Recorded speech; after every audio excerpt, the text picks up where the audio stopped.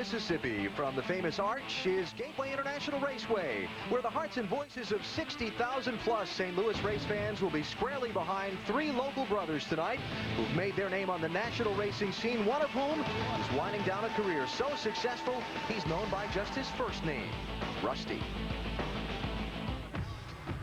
St. Louis, Missouri, home to the Arch, the Cardinals, and to one of NASCAR's finest racing families.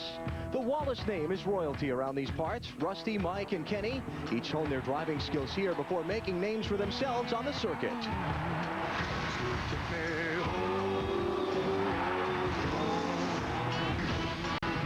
Tonight, the city welcomes them home for the final time. After 26 years, over 700 races, and countless memories, Rusty Wallace makes his last call in his hometown.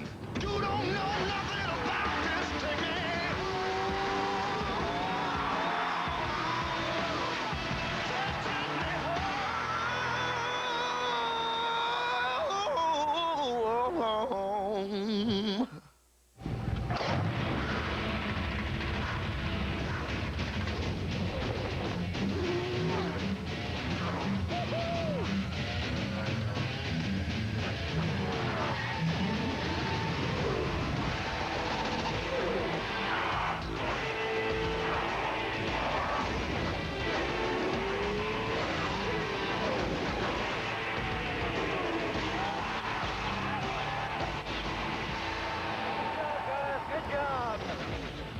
On a warm midsummer's night, TNT Sports welcomes you to Madison, Illinois, and the mile-and-a-quarter Gateway International Raceway, where the NASCAR Busch Series is set to run the Wallace Family Tribute 250.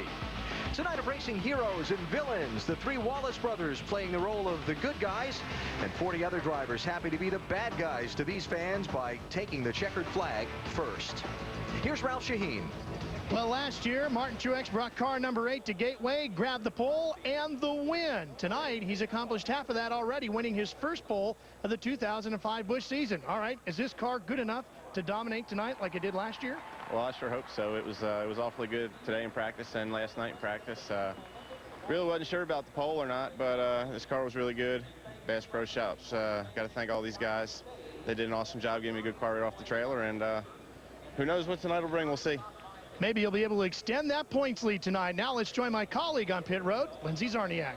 Reed Sorensen hadn't even seen this track until last week. That's when he came here to test in a cup car. They had to call the testing session early because it just became way too hot here. Obviously, it didn't matter. He qualified second. Reed, you told me you had something for Martin Truex Jr. How are you going to do it?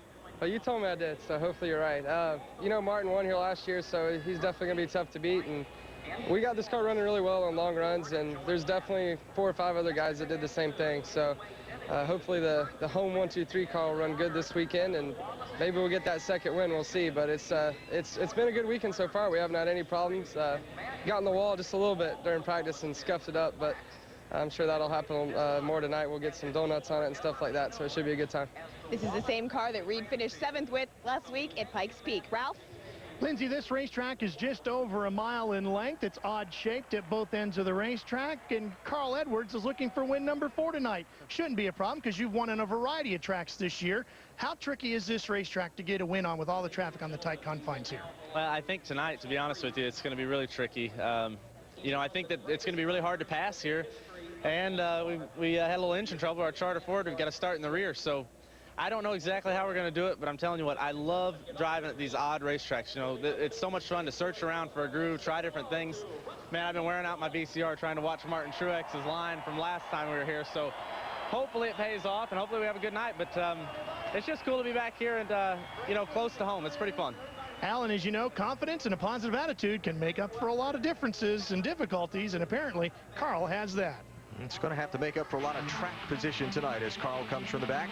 The Wallace family on stage receiving, among other things, the key to the city of St. Louis. We'll talk with the 3 local racing heroes when TNT Sports returns to Gateway International Raceway.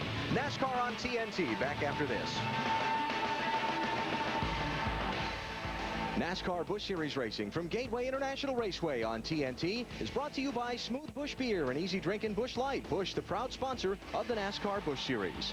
By Aquavelva, keep your face toned and fit. There's something about an Aquavelva man.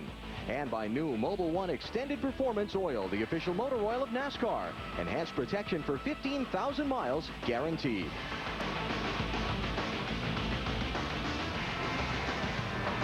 Huge crowd on hand tonight here at Gateway International Raceway for the Wallace Brothers Family Tribute 250. Ralph Shaheen is with Rusty Wallace. Well, it's hard catching up to him, Alan. You've had a busy weekend and a busy night here, Rusty. It all began in 1973 at a racetrack not far from here, and now you've come full circle and one last shot at racing your brothers. Yeah, that's cool. What's been the highlight of this week? I think the highlight of this week is all the different awards we've got. All the brothers and myself have been getting many, many awards. They dedicated into our grandstand down in turn 1 and 2 to the family. That was really cool. My kids were here. They were born in North Carolina, not St. Louis, and they're like, oh my gosh, what's going on here? They're really excited about it. Stephen and Katie and Greg's at home watching right now. Wish he was here with us. But it's a lot of fun. I'm looking forward to a great race tonight. We didn't qualify as well as we wanted to. Went out number 1. I really thought that hurt. But, hey, we got a long race tonight. We'll see what happens. How much fun would it be to beat your brothers one time here tonight? I'd rather beat the rest of the competitors. I wish all 3 of us go across the line side by side. Now, that'd be really cool. My guess is you want to be first, though. Right, Alan? Oh, yeah. Yeah, I would think so. See the brothers 3 getting paraded around the racetrack, and I think I caught a shot of Lindsay in that truck with Kenny and Mike. Lindsay?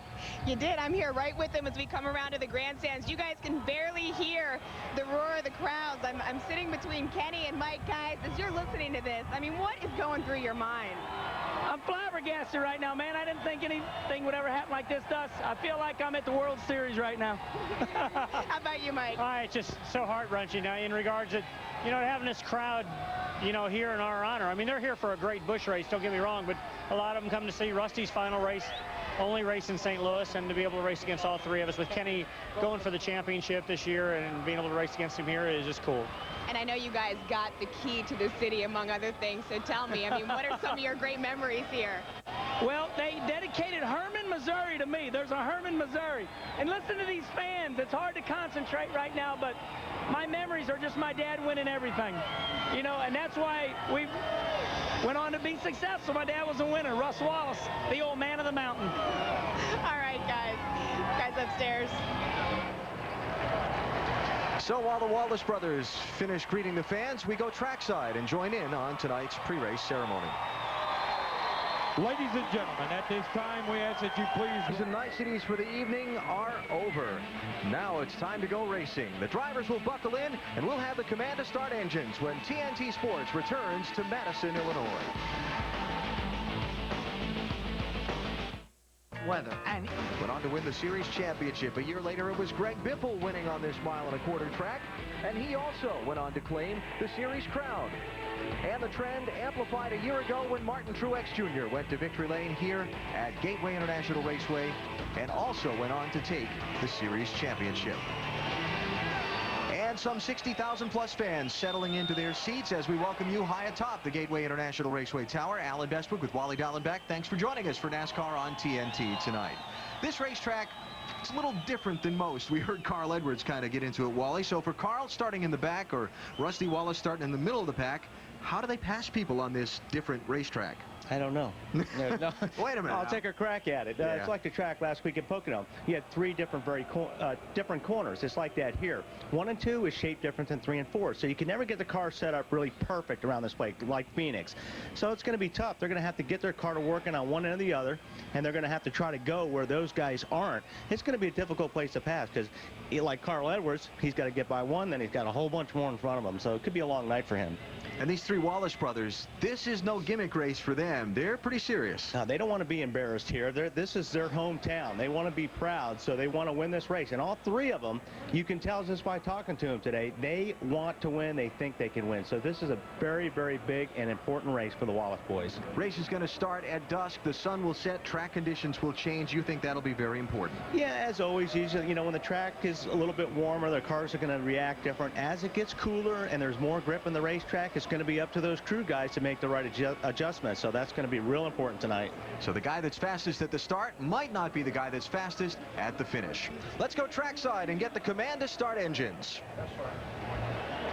And now, for the most famous words in motorsports, our grand marshals for the Wallace Family Tribute 250, presented by Shop and Save. Once again, give a big welcome to Russ and Judy Wallace. On behalf of Gateway International Raceway, Rusty, Mike, Kenny, and all drivers, start your engines!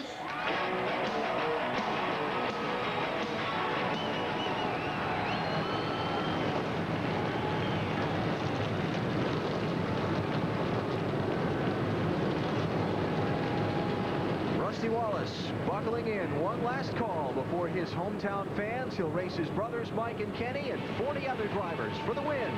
The green flag when we come back on TNT.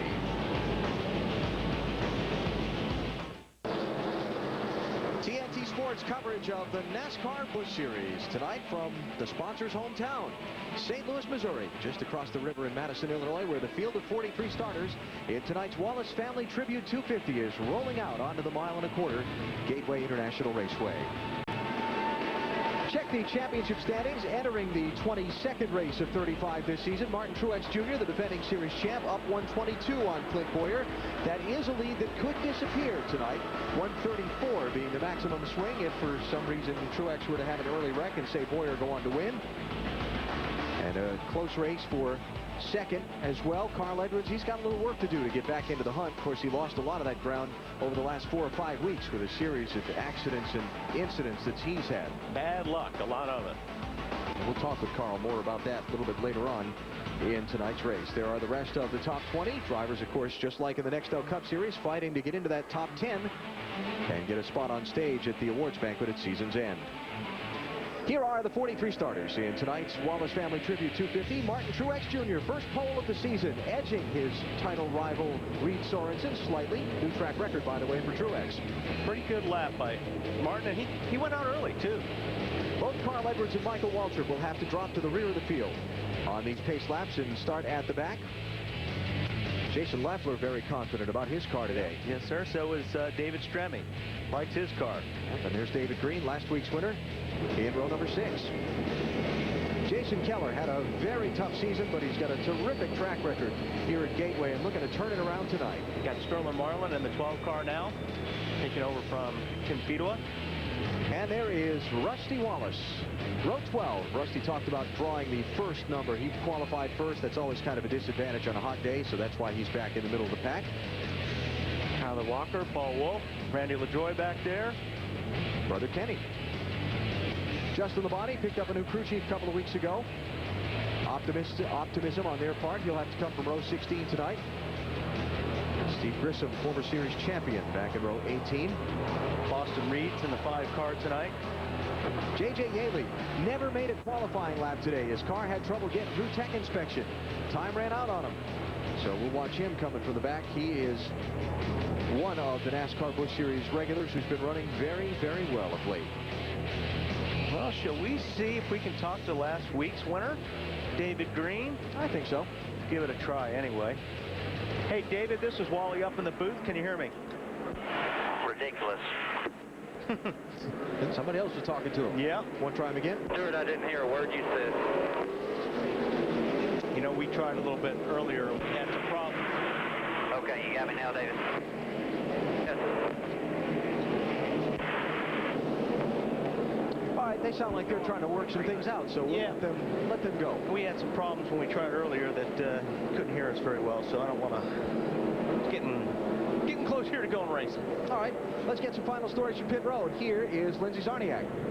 Thank you, guys. Hey, I got to speak with Denny Hamlin earlier in the number 20 car. He starts third here tonight. He told me, you know, I might have never been to this racetrack, but I am very familiar with it. This because he plays online racing. And last week, online in his league, he won the race here at Gateway International Speedway. He tells me he was so surprised when he got here at how realistically the track is constructed. Ralph? Lindsay, Clint Boyer is in the midst of a points chase battle with Martin Truex. Now, he gained 20 points on him last week by finishing second at Pikes Peak. However, he was devastated at the fact that he finished second when it was a race he thought he should have won. I talked to him about that just before the race got underway here tonight, and he said there's a lot of pressure on me and our team to get back on track to get another win here tonight. However, Alan, he says right now, with the way the points chase is going, every week is full of pressure. 200 laps on this mile-and-a-quarter track to make up the 250-mile distance tonight. A little bit better than $1.4 million on the line, and a huge crowd waiting to see if one of the local heroes, the Wallace brothers, can win the race named for their family. Green flag.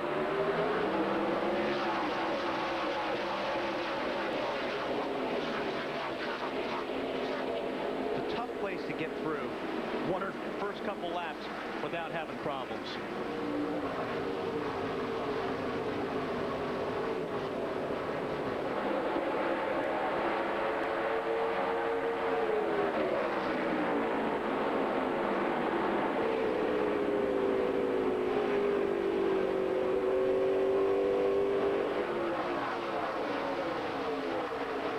Truex to lead lap 1.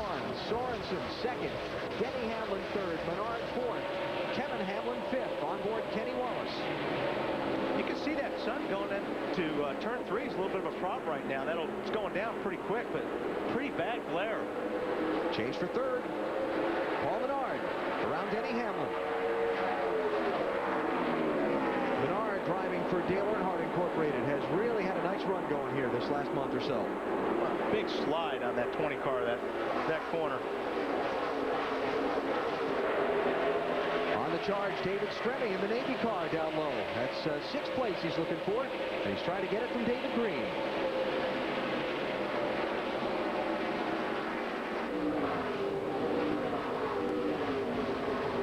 Oh boy, David gave that wall a scare. Everybody will be doing that tonight before long.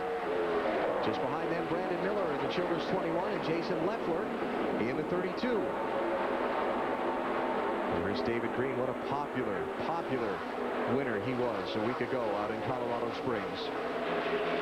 Up front, got a little heat being put on the leader, Truex. Reed Sorensen trying to work him over. Sorensen, the 19-year-old from the Atlanta area, driving for Ganassi Racing. Wow, that car's getting in the corner very strong. He pulled right up on the back of Truex's car, getting into turn 1 there. So that car feels really good underneath him to be able to drive in that hard, make up that kind of ground. See, his car stays, look at that. Yeah. Gets right up after him.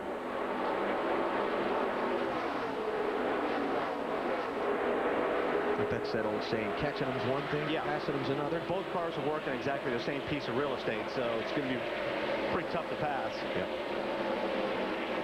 And these drivers here, first and third in the Busch Series Championship. Saw David Stremme hooking the bottom. Trying to bring the blue and gold Navy colors a little closer to the front. That's Kevin Hamlin he is passing in the 4 car. Kevin, a former 2-time champion of NASCAR's Northwest Tour, the regional tour up in the Pacific Northwest.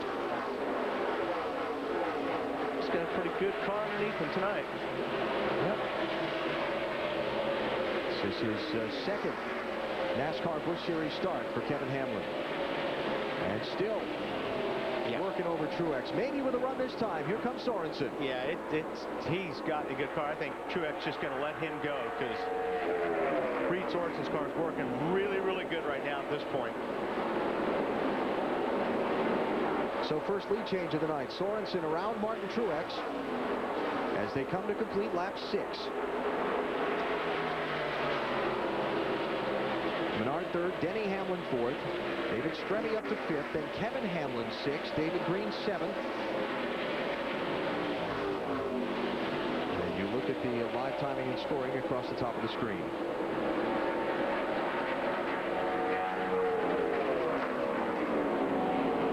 Reed Sorensen, pretty good hot rod so far, Lindsay.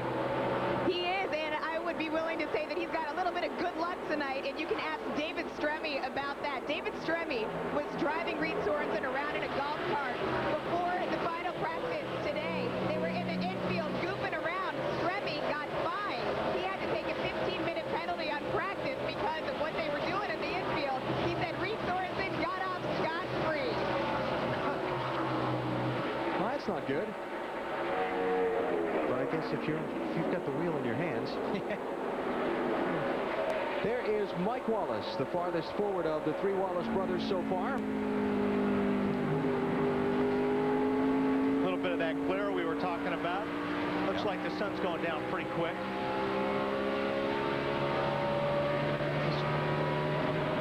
At the start, though, that was pretty bad coming through the windshield. You heard the engine, too, spluttering on the rev limiter.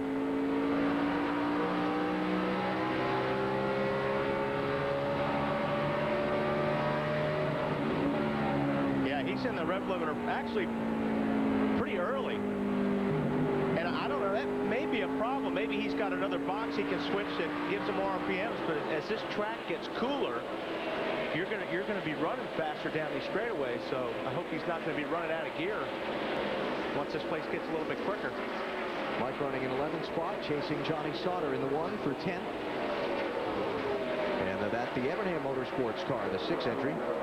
Mike started back in 18th.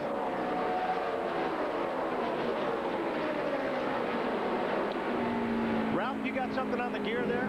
Well, Wally, one of the things we're talking about here this year at Gateway is the fact that there's no shifting, something the Busch Series cars used to do here. Now, NASCAR with the new gear rule has taken shifting out of that, and that's going to cause a couple of problems here tonight.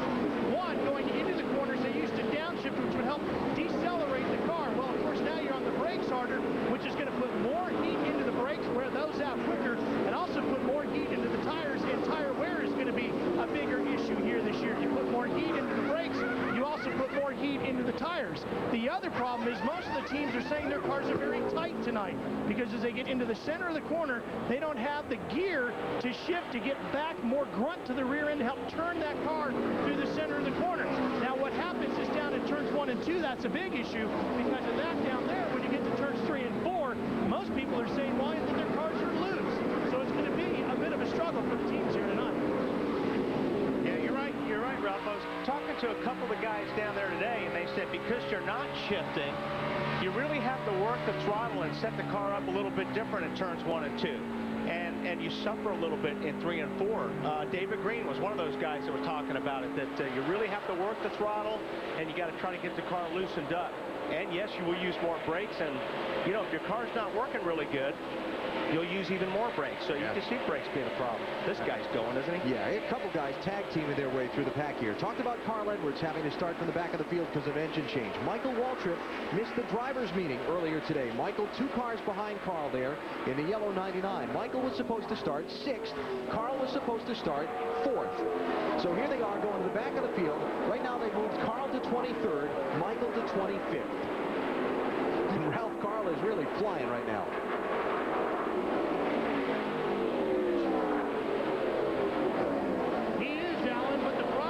The car is still a little bit tight everywhere around the racetrack. It's just exactly what we were talking about here tonight, and that is going to be an issue everybody's going to be dealing with tonight. Right now, Carl's dealing with it pretty well. And, of course, like Wally talked about in our opening there a minute ago, adjustments by the crew over the course of this race as track conditions change may be the key to winning this thing later tonight. And he doesn't look like he's too far off. Yeah, just got to keep up with it a little bit. 15 laps in, 1 lead change so far. It is young Reed Sorensen out in front before this huge St. Louis crowd.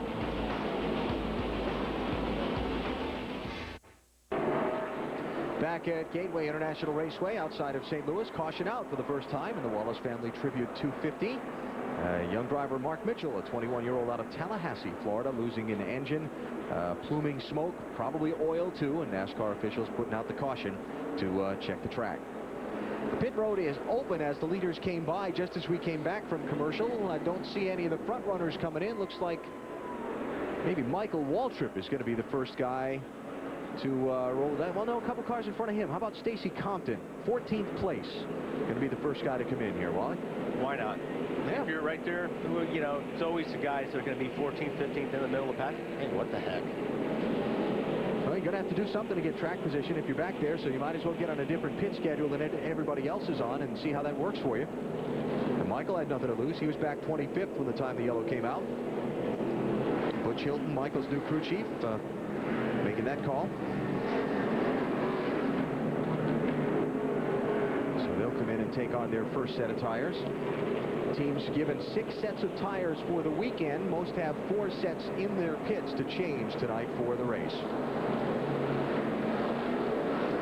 Leaders did not pit, though. Leader being Reed Sorensen and Martin Truex. They've been the top two since we dropped the green flag, and we're under yellow for the first time after 18 of 200 laps. Back at Gateway International Raceway, fans watching as we get set to wrap up caution number 1, and we wrap up with our Aqua Velva trivia question. What was the first time all three Wallace brothers raced in the same NASCAR Busch Series race? You're asking me that question, or? Well, you're the only one sitting next to me tonight, so yeah. The first time? It's not all that long ago. I don't know. I hate tests. Survey says, yeah, I imagine you did. Just a year ago. I was going to say that, too. Yeah, I'm sure. Of course, Rusty only did limited NASCAR Busch Series racing pretty early in his career until he formed that Rusty Wallace Incorporated team about a year ago. So there you go. This is just the third time they've all been in the same race. And last? Probably. Well, last in their hometown, certainly. Hometown. It's the only race in St. Louis this year for the Busch Series. Ooh, trouble back there. Somebody didn't go. Somebody missed a shift or something. It's back around Mike Wallace in 11th place. Clint Boyer in the middle of that in the 2, the second place driver in the championship.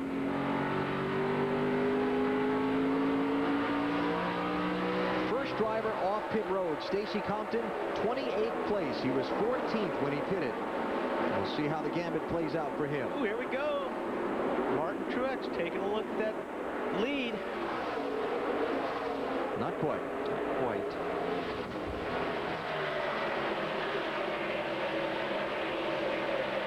Sorensen, Truex. Then the gap to third place Menard. And Denny Hamlin and David Stremme, the top 5. David Green running 6th.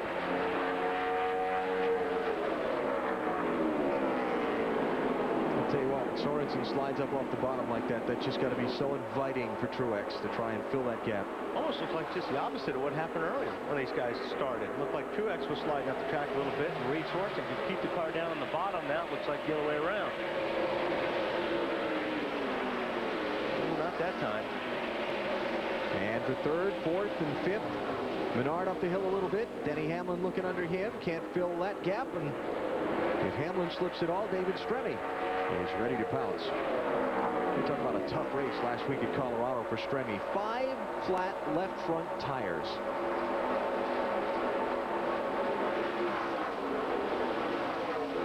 And then they fixed it. Had a brake caliper work loose, and it was rubbing on the wheel and bringing heat into the tire, and that's what was causing the problem. But there you go. Stremme's car looks pretty good. Yeah. He was really bragging on it today, so I think once we get some more laps on these tires and you start seeing these cars slide more, the good cars will stay down low. And if they can stay down low, hug that white line, they're going to start moving to the front. That's a situation we're going to see a lot tonight, too. Guy tries to take a peek, enter in that corner. Guy in front of him's got a decision to make. Do I hug the bottom and take a chance on getting nipped in the fender, or let him have it? Yeah. All right, Michael Waltrip, now the farthest forward guy off that first set of pit stops, and Ralphie's up to 25th place. Yeah, he is, Alan, on that last stop. What they did was they changed 4 tires and adjusted air pressures on the 99 to get that car to come off the corner better. It's still a little tight off the corner, Lindsay.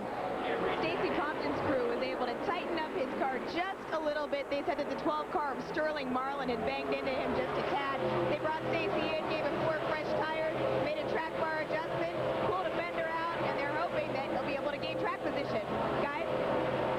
So if we get another caution here in another 10 or 15 laps, and a lot of these front runners will expect to see pit, these guys like Waltrip and Compton will at best just get fuel only if they pit, and maybe stay out on the track and try and get up to the front. That track position, talk about it a lot these days, because it is so hard to pass. Now 3 wide, he's going to back off. Thought Tony Raines was going to have a look there just for a second. And Tony was another one of those guys that hit pit road on that last caution. Working to the inside of Justin Labonte. This is going to be back for 24th place.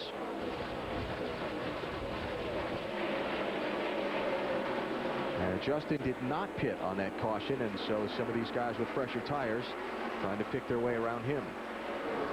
Let's move forward a little bit. Kevin Hamlin in the 4, Sterling Marlin in the 12, Jason Keller in the 35, and Rusty Wallace in the 64. Rusty Wallace has been gaining on these guys the last 4 or 5 laps. Now he's caught him. We'll see if he can figure a way to get around him.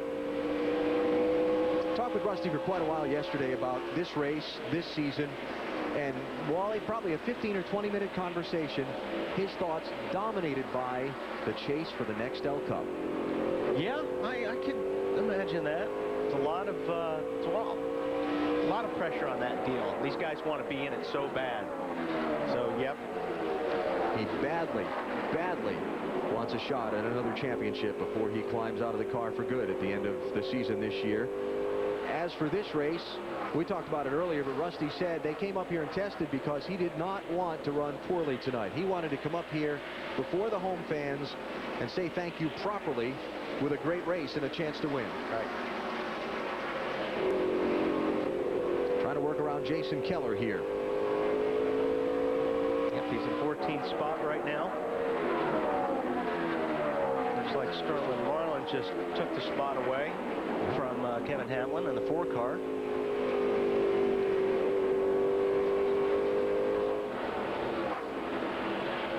And Rusty Wallace trying to follow Jason Keller through some of this traffic. Lindsay, you got more on Rusty for us? I do. You guys spoke about Rusty's quest for the championship. Well, several times over the past week, he has come out talking about how much he admires Lance Armstrong. Of course, Lance winning his 7th Tour de France championship last week. And Rusty had said how he admires him so much because he was able to go out on the top of his game. And that just fits exactly with what you guys were saying, how that's exactly what he intends to do. Yeah, Rusty told me yesterday that the greatest compliment he's been getting this year is people asking him why he's quitting. Got trouble. Crash, turn 4. It is Curtis Davis.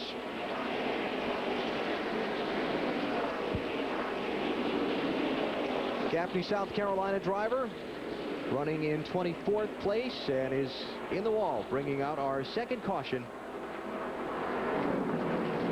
And a tough break for Curtis. There's a young driver and a family-owned race team just kind of hanging on at this time of the season, trying to get from race to race and hopefully run well enough to get Curtis noticed by one of the bigger team owners.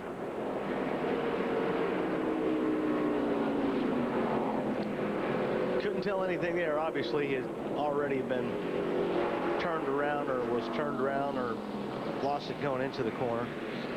Don't know if there was any contact there beforehand or not. All right, let's talk strategy here, Walt.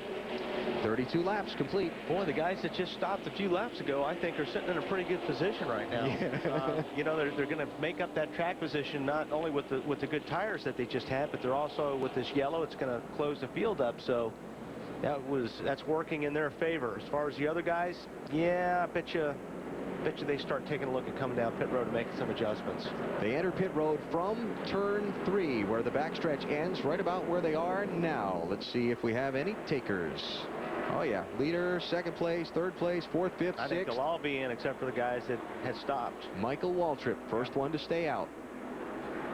19th place car. So sitting pretty would be a good description there. Yeah, that was a good move, and it could have worked against them. Yep. Just as easy as it could have worked for them. So these pit stops will come at the conclusion of the 32nd lap. And it is Sorensen, the leader, who will be first to get to his pit stop. We go to Lindsay.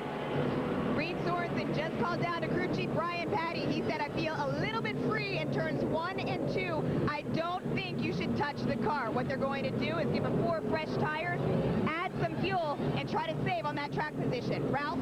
Well, things are not exactly that smooth with the 8 car right now, Lindsay. As Martin Truex comes to a stop, they're going to go up 1 on the track bar and chase 3/4 worth of a pound in the left rear of air on that number 8 as Bob Tracy puts the gas in on the number 8. This car is still a little bit tight coming off the corner, and he's back underway. And Reed will hold it. I think we saw a couple 2-tire stops in there, Wally. Yeah. We'll get him to follow up down on pit road, but Sorensen edging Truex off the pit lane while a bunch of other guys have stayed on the racetrack. We'll get it set for the restart when TNT Sports returns to Gateway International Raceway.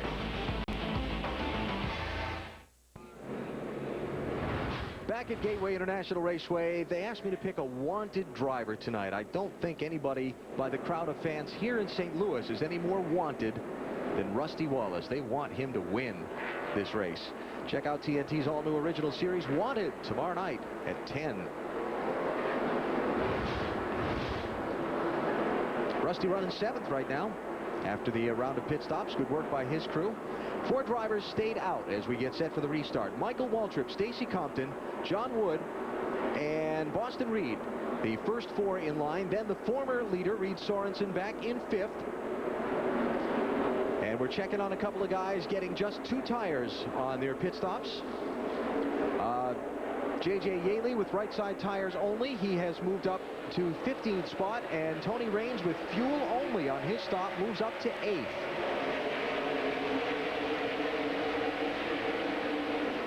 So all kinds of different strategies working here. Yeah.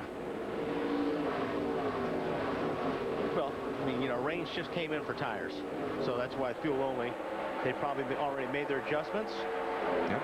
And for the lead, Stacy Compton on Michael Waltrip. Oh, he's sliding. Michael saw him coming. Said, okay. Michael wants it back. Why, I oughta. Yeah, what do you mean slide job? I'll show you a slide job.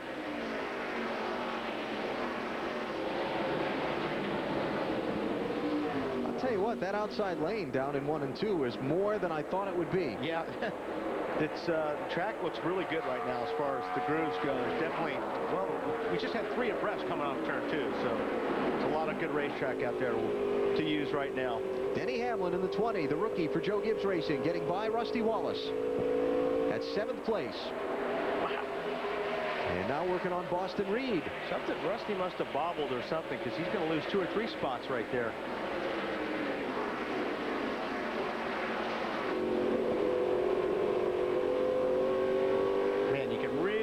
RPMs down now that they're not shifting. There goes David Stremme on the outside.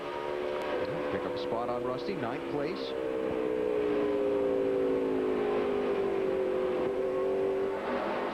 Rusty had to catch that when he slid up into the corner. Yeah, I think that's what happened to him the last time too. I think that's why he's losing all his momentum off of turn 4 because he's having problems getting into 3.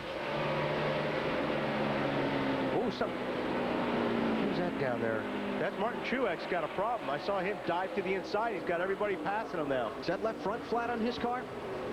Or the right front? Something going on there. I think he's trying to figure out which it is. Yeah. So your championship leader coming to pit road just after stopping a minute ago. You know, you get that green flag pit stop a few laps after a caution flag pit stops. A lot of times that's left a wheel loose. The tires look up right now, but that doesn't mean they're completely full air. Yep. And he's still trying to figure it out. So this is under green at lap 40 of 200. And Ralph, what's happening with Truex? Alan, he has no idea. He keeps telling Bono Mannion, his crew chief, I have no idea what it is, but it doesn't feel right. So he's coming to pit lane. They're going to take a look at it, put 4 new tires on there, and get him back out. The biggest thing that's happening right now is Bono Mannion, the crew chief, just keeps encouraging his driver. Don't worry, we'll get it back, buddy. Hang in there. They're pounding the tires to check to see if the air pressure is in them. They pounded the right front. It was full of air. Now they'll take a look at the left front. That's where they thought the problem was. It looks okay from here. We'll get an answer for it. Yeah, they'll be checking the wheel weights. They'll be checking the air pressures on the inner liners to see if it equalized. They'll be checking the holes where the lug studs come through to see if there had been a wheel left loose, and those holes started to round out. And for the lead, Michael Waltrip, Stacy Compton. Oh, not enough. Good race, though. Yeah. You know, well, Michael might have track position on that because 3 and 4 he was better, where Compton was better in 1 and 2, but I think he's got it handled this time. So Michael to the front.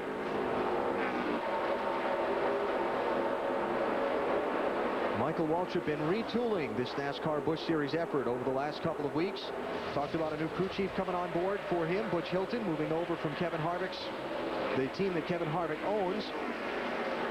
And this is a brand new race car that Butch has built as they try and get things sorted out from what's been kind of a tough year for Michael.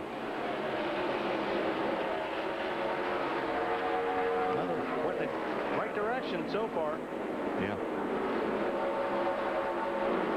And for Compton and John Wood, they've had their share of struggles this year too. So good to see them up there in the top 2 or 3. Stremme just took the spot from Paul Menard in the 11 car. Yep, that's 5th place. So David Stremme keeps working forward. All right, so Ralph Truex is back a lap down in 38th place. Yeah, he is, and the circle tells the story, Alan. Right there, just inside of it, you see a very small slit on this right front tire, and that slit caused a flat right front tire. We told you about them pounding the tire when it came off. That was the left front that they were able to check. When they got looking at that right front, they were able to find that hole.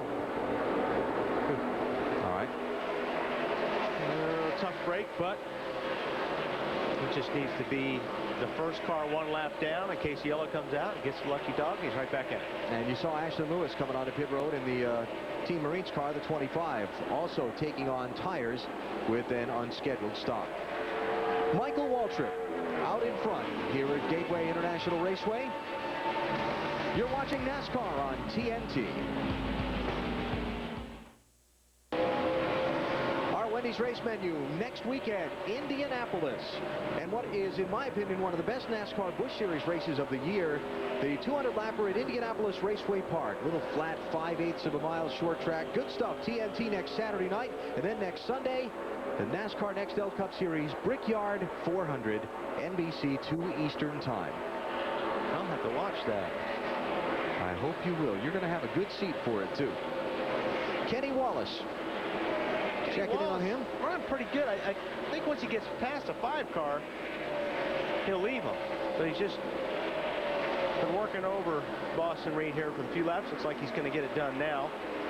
They're again it's just tough. Whoa! Yikes! Jason Leffler almost got to the left for a quarter of Boston Reed. If you follow the NASCAR Busch Series regularly, you know that Kenny Wallace's team lost its sponsor about a month ago and have been looking for things since. Today here in St. Louis, Kenny and his team owner Greg Pollux announcing that the auto parts store chain AutoZone will be their sponsor for the rest of this season. Kenny was sky high about it. Picked up a sponsor to fund their racing and their bid for the championship for the rest of the season, and was able to announce it the day of the Wallace Family Tribute 250 in his hometown of St. Louis. Only one thing can top that off. Winning the race. Yeah. Kenny 5th in the series standings entering tonight's event.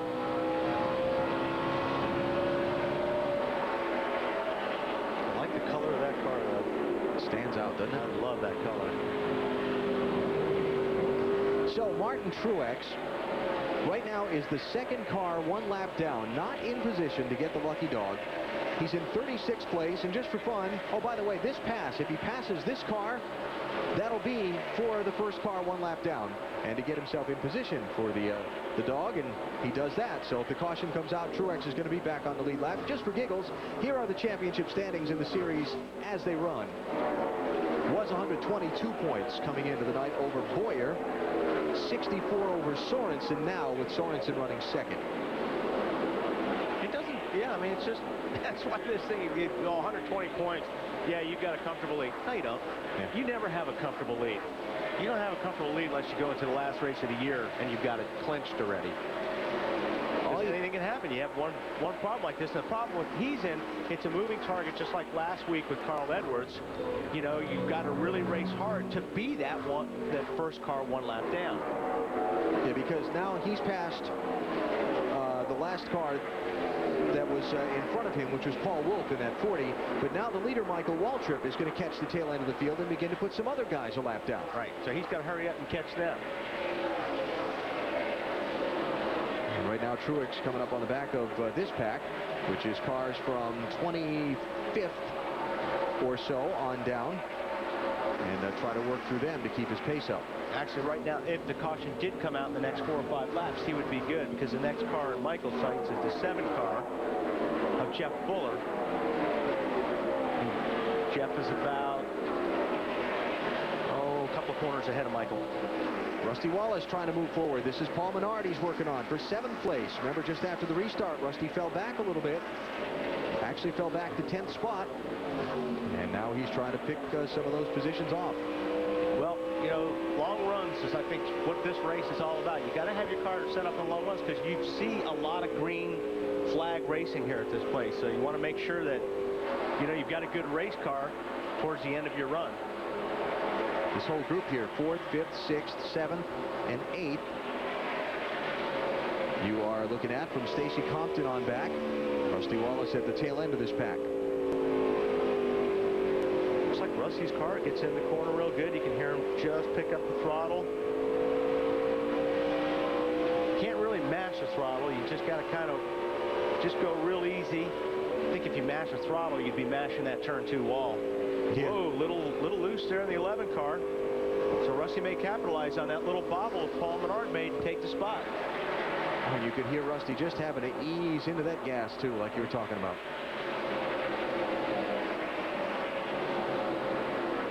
So Rusty to 7th. And Paul Menard back to 8th.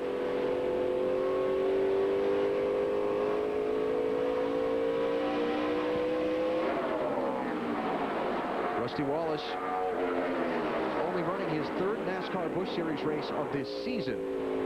Ran the road course race in Mexico City and ran the race at Kentucky Speedway. I think Rusty's car looks real good turns 3 and 4, right down on the white line.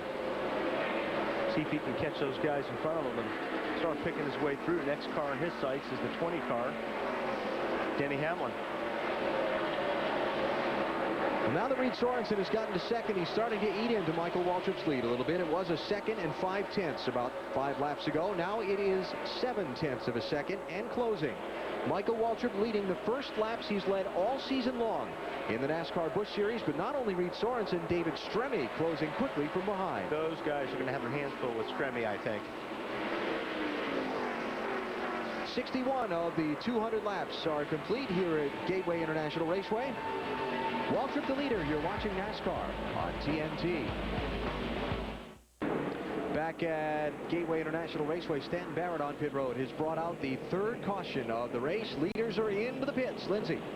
Reed Sorensen is talking on his radio saying he feels very, very loose. They're bringing him in. They're going to make an air pressure adjustment, change all 4 tires, and add fuel. Reed was telling me earlier he just hopes those laps he got in testing pay off. Ralph? It's going to be an air pressure adjustment for Michael Waltrip. They're going to take a ½ pound out of the right front. He's a little tight in the corners. He missed a driver's meeting earlier today. It was just a miscommunication between him and the crew chief. But they're talking well here now, Alan. They've got the 99 running good, but they had trouble getting that left front on. So they're going to lose a few positions with that pit stop. Well, I guess they're going to lose about 8 positions, it looked like, Ralph. So Michael Waltrip losing track position. Looks like David Stremme was first off the pit lane. Caution out here at Gateway International Raceway. NASCAR Busch Series racing from Gateway International Raceway on TNT is brought to you by Subway. It's always been fresh, now it can be toasted. Experience the new great taste of a fresh toasted sub today. Subway, eat fresh. By Allstate, proud sponsor of the Allstate 400 at the Brickyard. And by new Reese's Big Cup.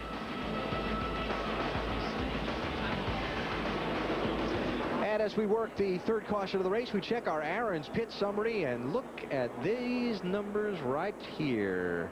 When I stopped coloring over them. 8, 9 times at 8, I was off. I was counting like you were.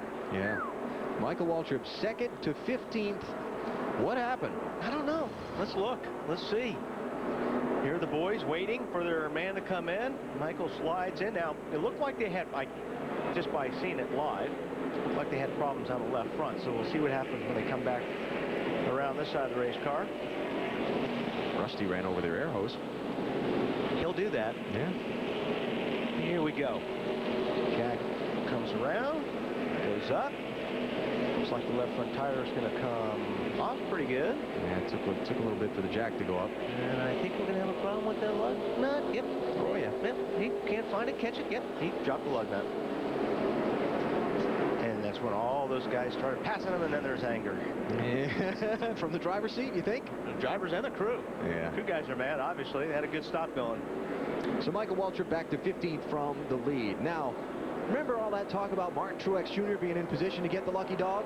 I told you he had to do it within 4 or 5 laps, and it took 7 for the caution to come out when I said that. So he had caught Jeff Fuller, the leader, Waltrip had. The leader, and then put Fuller a lap down, so Fuller got the lucky dog. But this guy may just get his lap back right here. 58 car is Regan Smith, who did not pit under the caution. The 21-year-old from upstate New York getting set to restart as the leader. David Stremme first off pit road. He's second. Carl Edwards, right side tires only. He's up to third, followed by Johnny Sauter and then David Green, who got fuel only on his stop to move up to fifth. Yeah, Truex, I mean, he's got to get this lap back. He knows this is the best opportunity he's going to have right now, trying to race his lap back. So we'll see if he can pull it off easily. That easy enough for you? That's pretty easy. Now, he's got to stay ahead of that 14 car, which is very fast, David Stremme.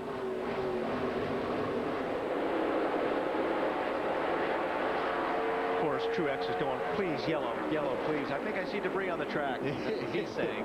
So new leader, David Stremme by Regan Smith.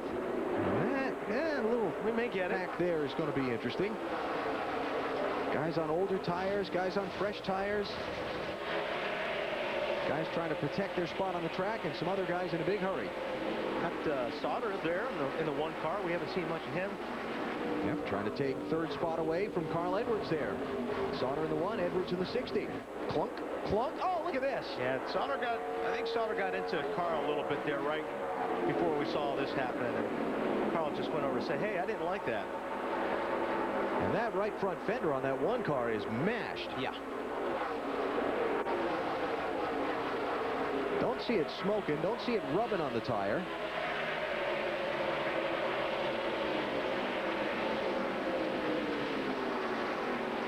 Anger management. Yeah. We don't know what that is. Carl's car looks pretty good. Like he got too much damage right there behind his left front tires where he got into the one car of Johnny Sauter. I think Sauter got the short end of that stick. Look at this back in traffic. Close racing. Got to be careful here where the guy on the inside could get real loose. So now Sauter behind Carl.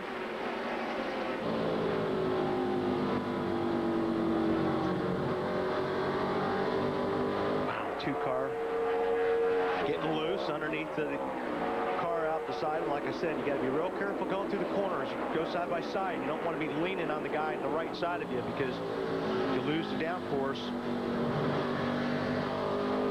This whole mess is from 15th place on back.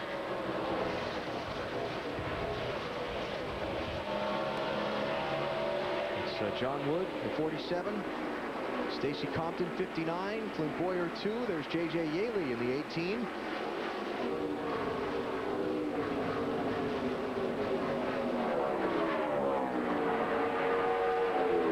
And by the way, Michael Waltrip is through all of these cars and trying to work his way toward the front. Wow. Yikes. Is that Kenny Wallace and Sterling Marlin there? Yeah.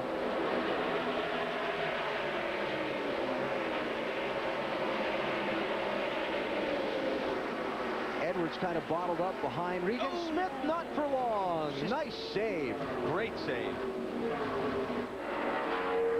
Wow. Remember, Smith didn't pit on the caution. He's got older tires than these other guys. Now he's probably got some trash from that upper lane slide on his tires, too. And he was doing a good job. He was holding his own line. He was doing a good job. So that's going to punt him back a few spots, but lucky he's got a race car in one piece. Great job at driving there.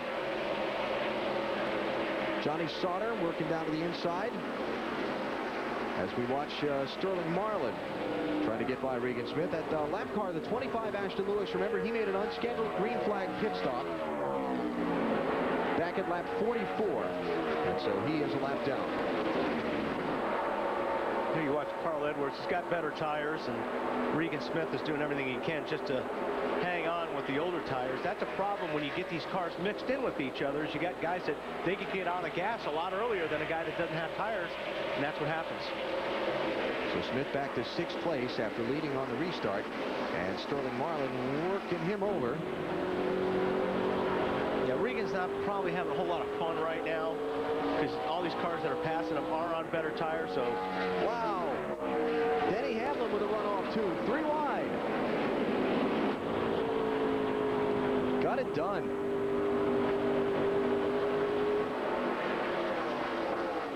So Hamlin, the rookie driver from Joe Gibbs Racing, who came so close to winning at Loudon, New Hampshire a couple of weeks ago, moves up into the 6th position. Michael Waltrip 99, Mike Wallace 6. 11th place. Kenny Wallace waving somebody off. Regan is just like I said, he's just hanging on with those older tires. He doesn't find himself around backwards here. Yeah.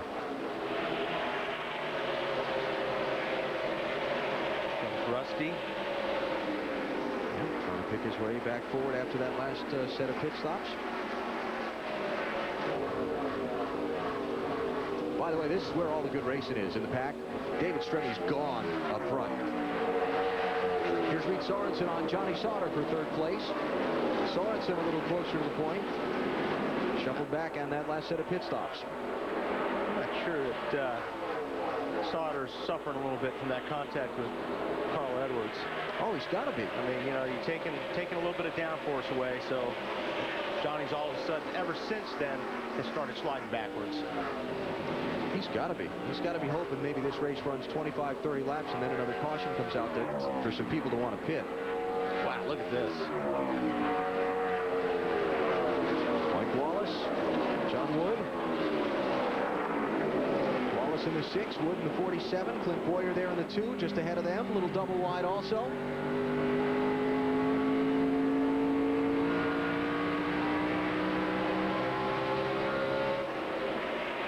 That's Rusty Wallace trying to work some lap traffic there.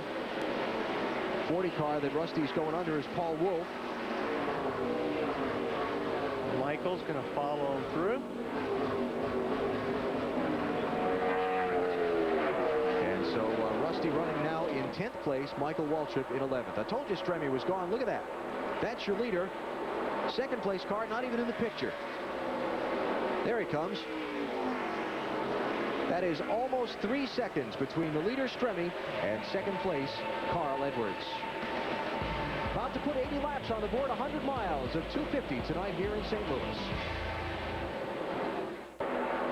Back at Gateway International Raceway with David Stremme leading the Wallace Family Tribute 250. We remind you to enter the Nextel Race to the Chase sweepstakes fueled by Sunoco.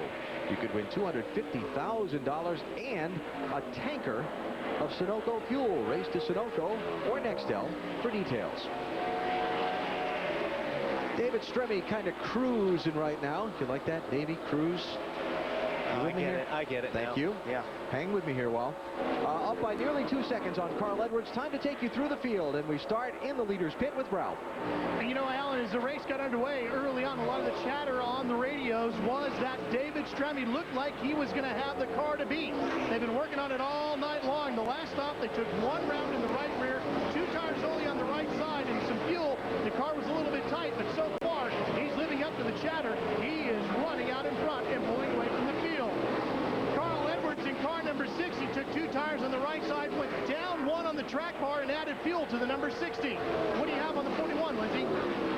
David Stremme's partner in crime, so to speak, Reed Sorensen, is very happy where he is. They're easing up to 3rd position. He was the fourth guy to take 4 tires. They said they're going to make the most of it. They brought him in for a pit stop, gave him 4 new tires, some fuel. They've got 2 sets left. They're going to see how long these can last. Ralph? Well, as far as Johnny Sauter is concerned, he had no comments on his racing with Carl Edwards, but they're happy to see the number 1 car back in clean air. They think that will help with the handling of that race car. He's searching for forward bite. That's really what he wants. He's got good forward bite off of turn 2, but he's loose off of 3 and 4. They've taken gas and some small adjustments, no tires, and they're working on track position with that car right now. 20 car of Denny Hamlin just made its way past the 1 car of Johnny Stoddard. They are taking their time. They pitted, took 4 tires, made an air pressure adjustment. He is very happy with his car. Ralph? Well, we move on now to car number 11. That is Paul Menard's machine. And Menard's machine is loose in and out of 4, where the air pressure adjustments have been working to get that car back to where they started tonight. They've taken 4 tires and fuel on that car. On the 27 car of David Green, the last time they came in, they only took 2 tires. They went up on the track bar. David Green said he had 56 points built up his machine from last week's win at Pikes Peak. Guys? All right, so updates on some of the front runners in tonight's race, with David Stremme being out in front as we come up on the 90-lap mark, near halfway. Right there behind David Green is Sterling Marlin. That 12 car is having a pretty good run right now. Yep. You got Kenny Wallace up to 8th. Heard about Paul Menard's run. And there is this guy. This is Martin Truex Jr. Remember we told you on the restart he went by the then leader Regan Smith. Just wanted to show you that Truex is plenty out in front of David Stremme at this point. In fact, he's got almost half a straightaway back to the race leader of cushion. So if the caution comes out anywhere in here sometime soon, Truex is going to be able to come around, make up that basically lap in 7/8. See, there's the leader, there's Truex, and here comes the leader here, and he's going to get right back on the hunt for a good finish. Yeah, you can't count him out. Too early in the race, he's got a fast race car. He's doing what he's got to do. That's stay ahead of that 14 car if possible. It's kind of thing that Jimmy Johnson and Chad Knaus have made a living on these last couple of years.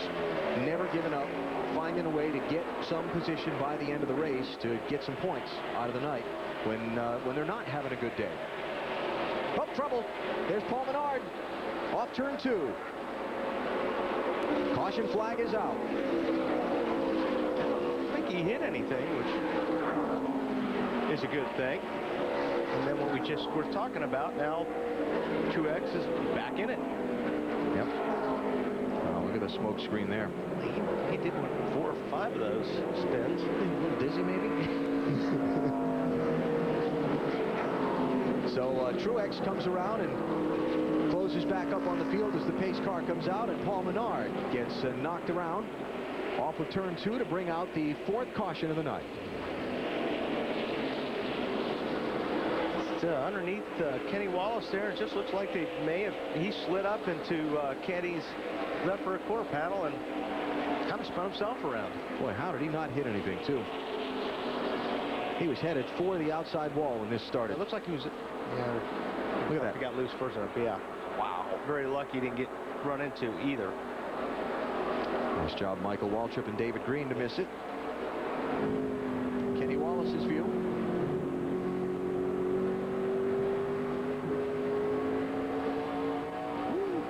See Rusty there, too? Yeah. A lot of good moves there to miss that wreck. Wow.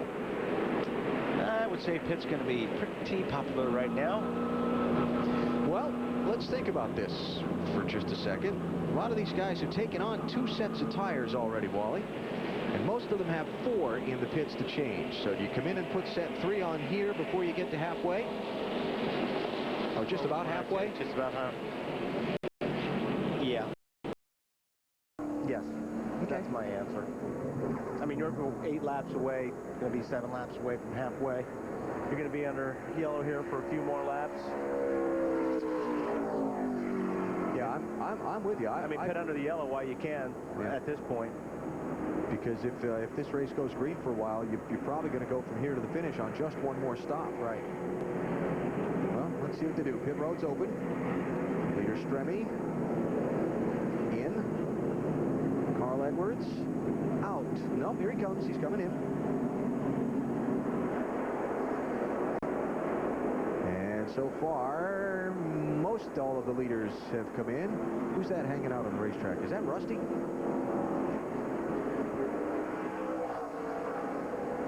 Stops are going to be at lap 93. Yeah, Rusty stayed out. He's going to be first behind the pace car. All right, Lindsay, you have the leader.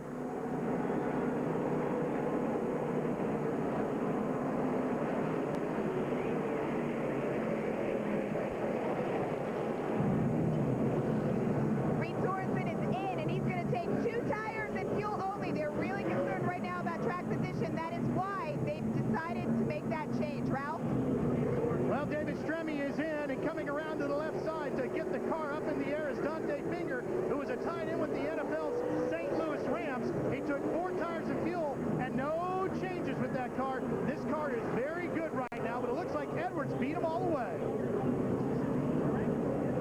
Yeah, a little more strategy played out down there. I think Carl just got right side tires, and I saw a couple of people like that car. I think J.J. Yaley might have just gotten fuel on his pit stops. Our pit reporters will scurry and follow up, and we'll track things down here when we come back.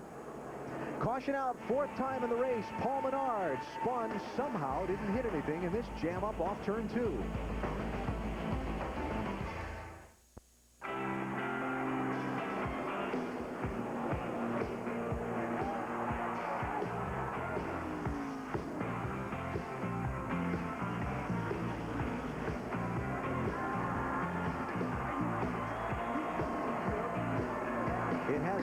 Quite a career for Russell William Wallace, and tonight running the NASCAR Busch Series race in St. Louis, his hometown, before the fans, along with his two brothers. The whole family honored before the start of the race, and now Rusty Wallace taking the lead by not pitting under this fourth caution of the race. I don't think he's going to be there long.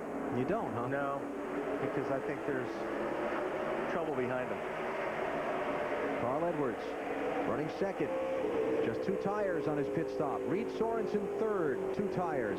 J.J. Yaley, left side tires on his pit stop. He's fourth. Then David Stremme, the previous leader, restarting back in fifth. That's interesting, left side tires.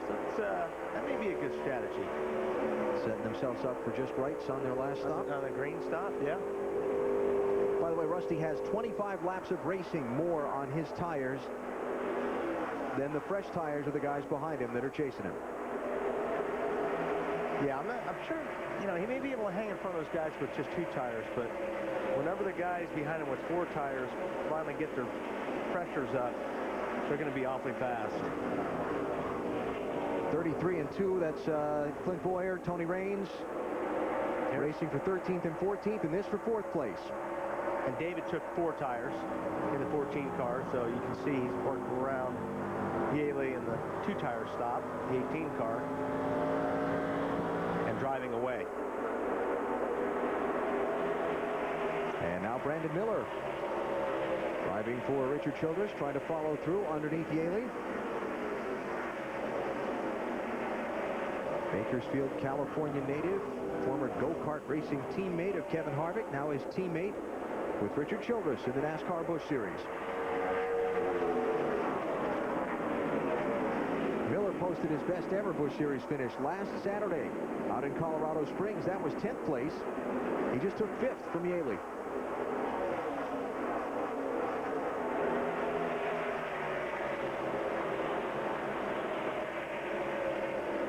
Now we drop back to some side-by-side racing for 9th, 10th, and 11th. Michael Waltrip. Oh, trouble. Michael and Kenny Wallace. Oh, man. Looks like Michael just drove underneath Kenny, and I don't know if he hit the curb but that car just jumped up the racetrack, and unfortunately Kenny Wallace was on the outside of him. Racing for 9th place, and a caution flag is out for the 5th time. I don't think Kenny hit anything. I think Kenny's car is pretty clean. Maybe a little bit in the left front. And the problem is with 33 cars on the lead lap. Yeah. 9th to 33rd. Yeah, looks like he's got some damage. But watch Michael when he goes down into turn 1. You can't tell what happens. It looks like he gets sideways. The car hops, and he went up the racetrack to save it. Unfortunately, Kenny was there. Boy, Sauter did a good job in the 1 car and missed that as well. Would you get wheel hop on an oval track? Well, if you look down here, I don't know if he got down on the apron or something, but see how he got his tire down on the apron, and all of a sudden you saw the tire just completely correct, and then it looked like it took a bounce or it took a hop because he had to correct it on the apron. Sterling Marlin, Mike Wallace through the grass.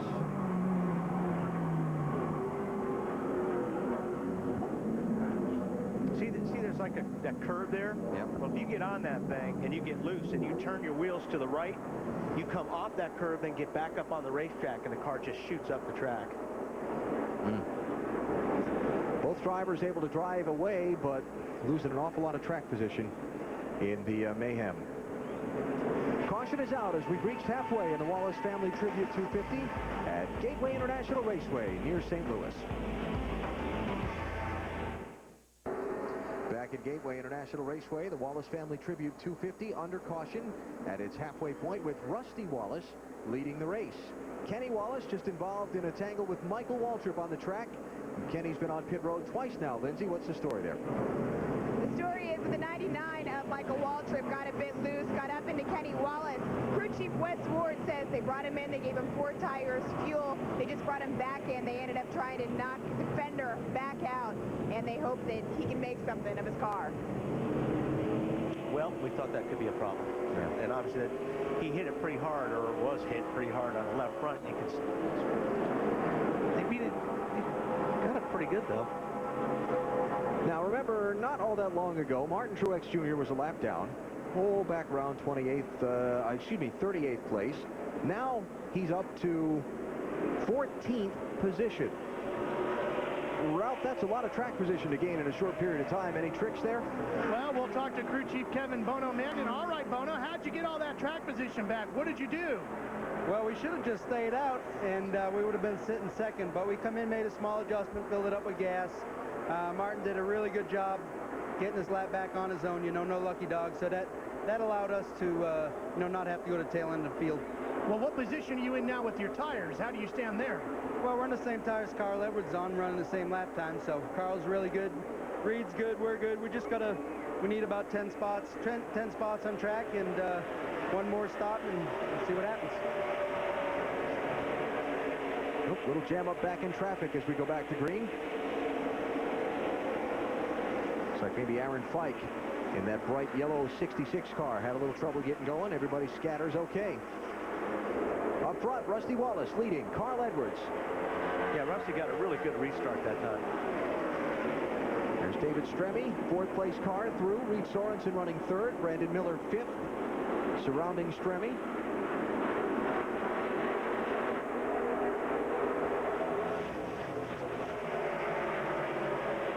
And a big Boyle. Look at this.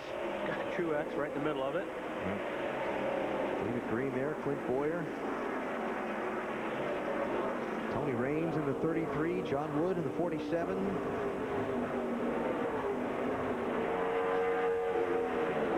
That's going to be from 12th place on back. And we check in at the back of the field with Kenny Wallace trying to pick his way through. Looks like they did a pretty good job on that fender. This is Kenny back in 31st place.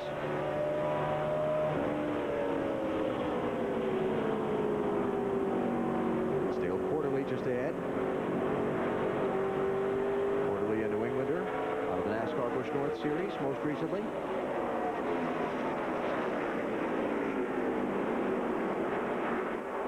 And Michael Waltrip, the other driver involved in the accident, was on pit road under the last caution. Ralph, what'd they do to Michael's car? No, I just asked his crew chief, how's everything with the 99? Is it okay? And he goes, no, we're struggling now. The car is very tight off. The 4 tires all have 18 laps on them. They got some fuel in the car, but right now they're just struggling to find a handle on it again. A little body damage on that right side. Yeah, quite a bit, actually. 2nd place. I think these guys are just holding up Stremme right now. Been trying to find a way through here.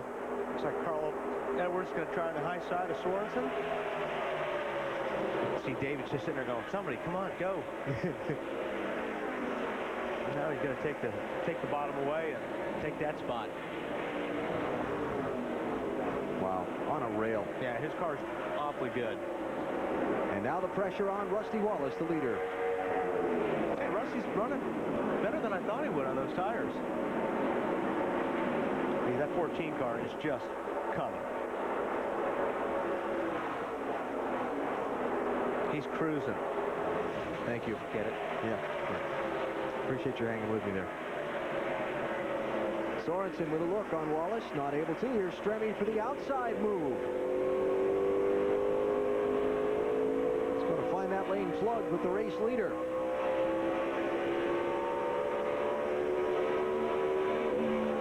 Who's going to give?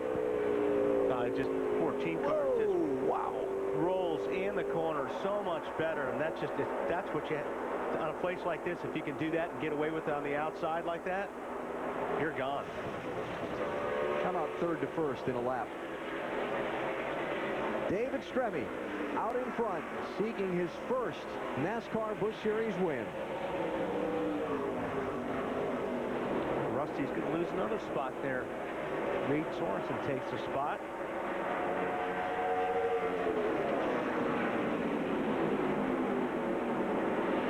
So Rusty shuffled back, now to be challenged by Carl Edwards on the outside.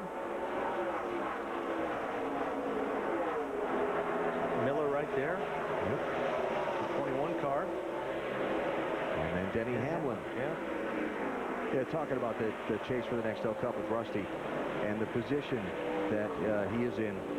When I was talking with him yesterday about it, he is 182 points from first, but only 254 points up on 11th with the racing we have to do between now and Richmond. He said, I feel like I got a pack of bees chasing me down the highway. He's not even worried about what's in front of him. Yeah. He's looking at those guys behind him. You're right. That's it. Yeah. He said, I keep looking in the mirror saying, don't screw up, don't screw up, don't screw up. Yep.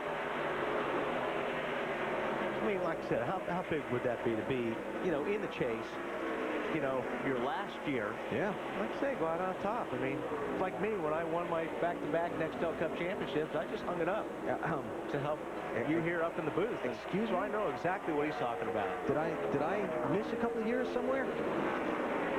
Those are my fantasy league. Oh, okay. Hey, in Wally's world, you always win, right? Exactly. Rusty hanging on to third place right now, fighting off Carl Edwards and Brandon Miller and Denny Hamlin, and here comes Johnny Sauter into the mix in the one car. Oh, Hamlin giving Miller a little bit of a push down the straightaway. Come on, man, let's get through these guys.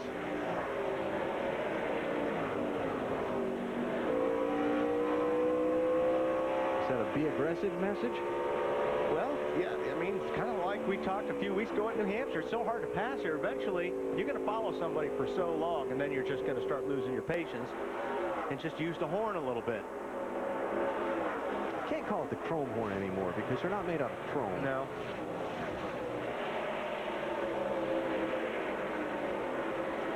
So Brandon Miller is still hanging in there behind Carl Edwards. Well, he got Sauter right there, too. Yeah.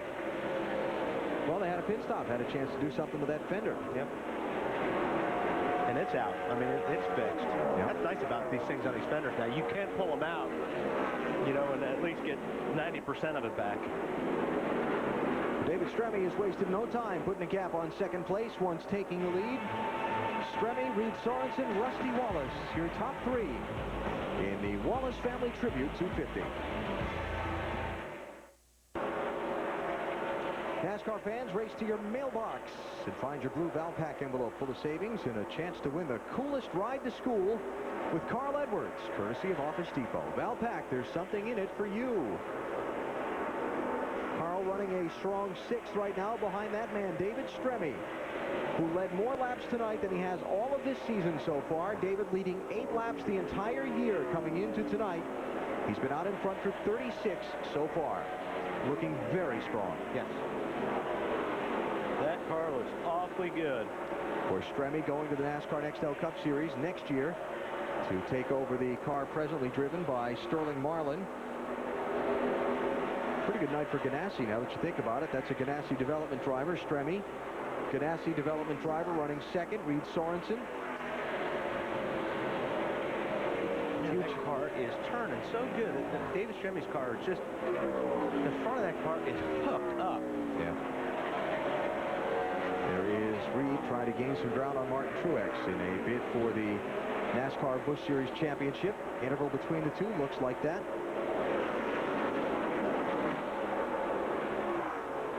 And we check back on the race for third. Third, fourth, fifth, sixth, seventh. Yep. Pretty busy. That's changing. Johnny Sauter through Rusty Wallace up to third. Rusty back to fourth. Brandon Miller fifth. Double wide for sixth. Denny Hamlin in the red and white car. Carl Edwards in the 60. And that's Tony Raines getting into the middle of it. And look who's right behind him. Fast Pro car is back in the mix. Mr. Rally. Martin Truex. That's how you win championships. Take advantage of all the laps. That's going to be close. like the 60 maybe sliding back a little bit, Ralph. Are they having some trouble now, or? Well, I just talked to crew chief Brad Parrott. They've dropped back to 9th position right now. They are planning on just one more stop. They desperately need 4 tires. They only took gas on that last stop, and my guess is, Wally, that they probably have worn through those. Remember, we talked at the beginning of the race about with no shifting going on here, the tires are going to take more abuse here tonight than they did last year due to the fact that there's more deceleration through the braking going into the corners, and with that you get more heat. That plus scrubbing off more speed is going to wear those tires out faster. Yeah, and with the gears the way they are, you lose, you don't have as many RPMs. So, yep, he looks like he's kind of hanging on for the next round of pit stops.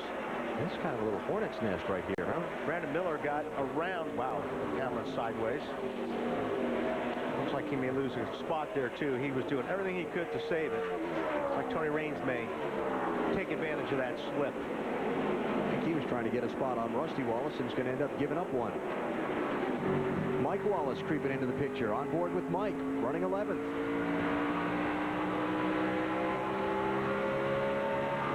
Talked to Mike this morning. He was almost giddy with the way this Evernham car was handling. This 6 machine really feels like he has a chance to win this thing tonight.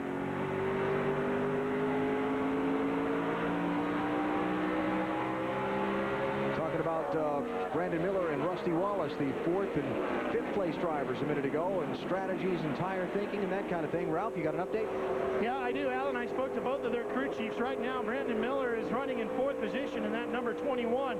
They're planning on pitting any time now. They were looking at lap 130 as a target. They're going to just come in, take 4 tires, and put some fuel in it. They're very happy with the performance of that car right now. They're just looking for some fresh air to get him in here, get him serviced, and back out. As far as Rusty Wallace is concerned, he's going to pit within the next, well, now to be about 15 laps.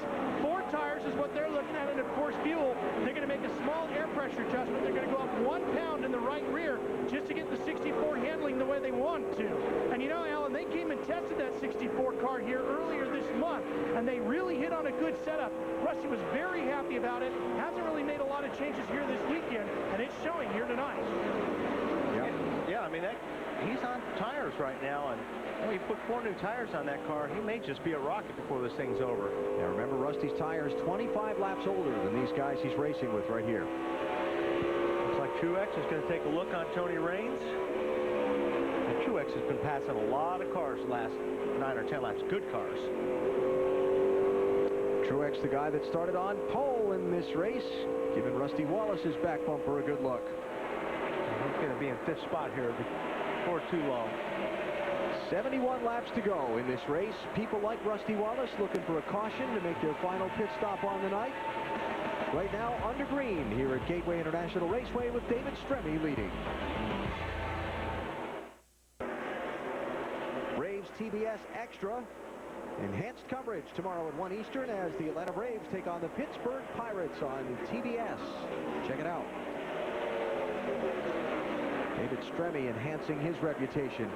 Enhancing his lead. Yeah, as he's out in front of tonight's Wallace Family Tribute 250. Gateway International Raceway, 67, now 66 laps to go. Stremme nearly a 2-second advantage on 2nd place, Reed Sorensen.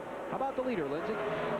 David Stremme is going to push these tires and this fuel tank as far as he can go, probably till about lap 160. It's funny if you think about it, that this is the same exact car Stremme raced last week in Pikes Peak. I was in his pits last week. He blew 3 front left tires in that race because of caliper problems. They brought the same car back. They fixed it up. He was so confident about that car today, and obviously it's doing exactly what they thought it would. Just behind Stremme, of course, is Sorensen. He is charging up front. They're trying to save the brakes for him, and they said that he's being really quiet. He only usually whines on the radio, is what his crew chief told me, but he's not even doing that. He is very serious, trying to get up there. They've got 1 fresh set of tires left. Look for them to pit at lap 160 if there is not a caution earlier. There's a caution, and it's Rusty Wallace.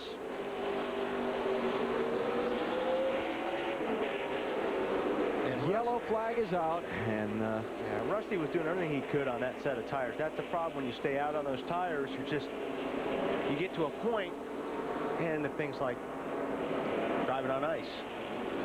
Question is, did he get help while he was Well, he sliding may around? have. You had guys on better tires. That's what I'm saying, like what happened earlier.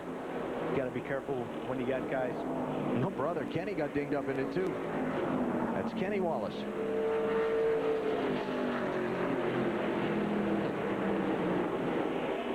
Well, certainly not the way Rusty envisioned this night ending, as he raced for the final time in his hometown of St. Louis.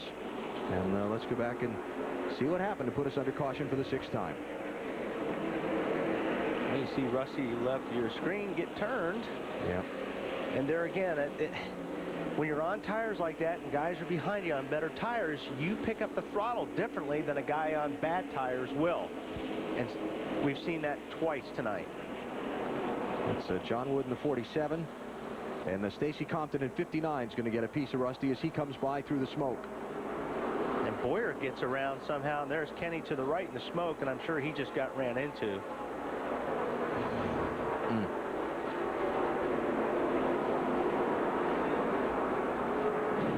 There's Compton.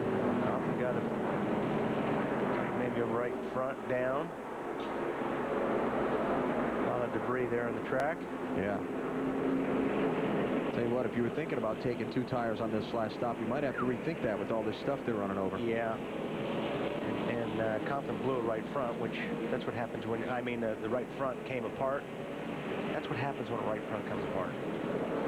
It takes fenders, coolers, hoses. I'm thinking Kenny Wallace was involved with the Clint Boyer spin around there, with the kind of damage he's got on his left front.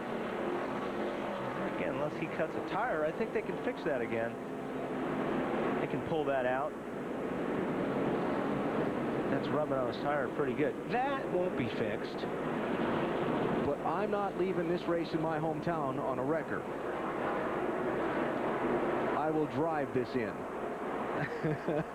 Somehow I just see that being what's going on here. Yeah, and if you get out of the car, you have to take a ride to the hospital too. Yeah. So they'll just drive it out. I'm fine. Yeah.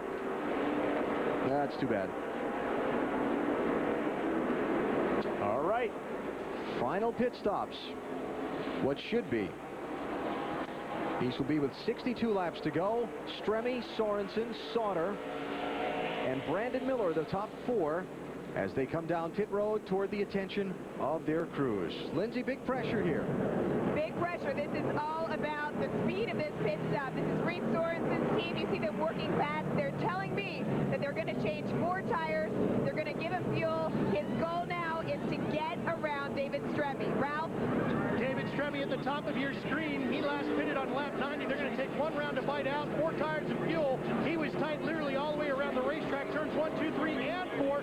Should be his last stop. On the bottom of the screen is Sauter. They're taking 2 tires and air pressure in the number 1. He asked for some forward bite, Alan, and he's away. And look at this. Oh, man. Truex going to beat them all. Wow. If that was a 4-tire stop, and I'm pretty sure it was, that was phenomenal work by the series champion team. Boy, I guess. Talk about rubbing in their face.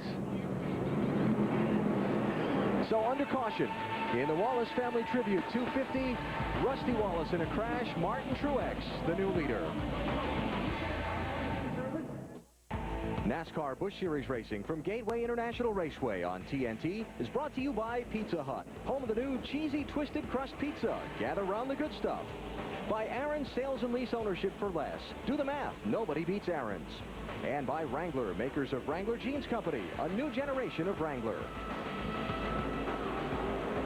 60 laps to go and a huge crowd tonight at Gateway International Raceway near St. Louis, turning out to see the Wallace brothers, the Wallace family tribute 250. But one of the Wallace brothers not faring very well in these recent moments. Lindsay is with him. I am, and you see massive work being done to the back of Rusty Wallace's car. Rusty, it looked like the 47 turned into you. What happened? We stayed out on tires, which was not a smart move. The car was really quick tonight. We were knocking a lot of people out, and we figured if we stayed out there having so many caution flags that we'd be okay and catch the next one. 4 tires the next time and 2 tired after that and bring it on home, maybe get a victory. But they just went caution-free forever. We got loose, and I I was just kind of slow in the center of 3 and 4, and I come off of 4, and the 47 got into me, and that was it. Are you guys able at all to get back out there? I mean, these guys are sitting here working their butts off. Yeah, I'm sure they're going to try to. They're working real hard to get it. It didn't even put a dent in the front of the car, just knocked the tail off it, so they're trying to get it back out and get some points. What about the emotions, Rusty, of racing out there? Oh, it was good. It was an easy race. No problem. It's just that right there at the end, I'm going, man, we screwed up. We should have put tires in this thing, and it's hard to pass on this racetrack, and so we were going for the track position. It didn't work out. Guys. So Rusty Wallace in the garage area. Hopes of winning tonight done. Brothers Mike and Kenny still out there. Mike, in fact, up to 5th place, carrying the family name in the rest of this race while they clean up the track. We will take a break. The final 59 laps still to come tonight. You're watching NASCAR on TNT. Family tribute 250 tonight, and Russ Wallace, the patriarch of the clan, honored as well as their mom Judy, his wife, in pre-race ceremonies. And Kenny Wallace right now hanging on after being involved in a skirmish earlier tonight. And Judy, the most important one of that whole group. Yeah. Well, new leaders Martin Truex Jr. in 5th, out first on the pit stops, was a lap down earlier in the race. Now the pole sitter leads the field to the restart. It's going to be a, boy, he brought it down slow. Should be a pretty good battle between Truex and that 14 car.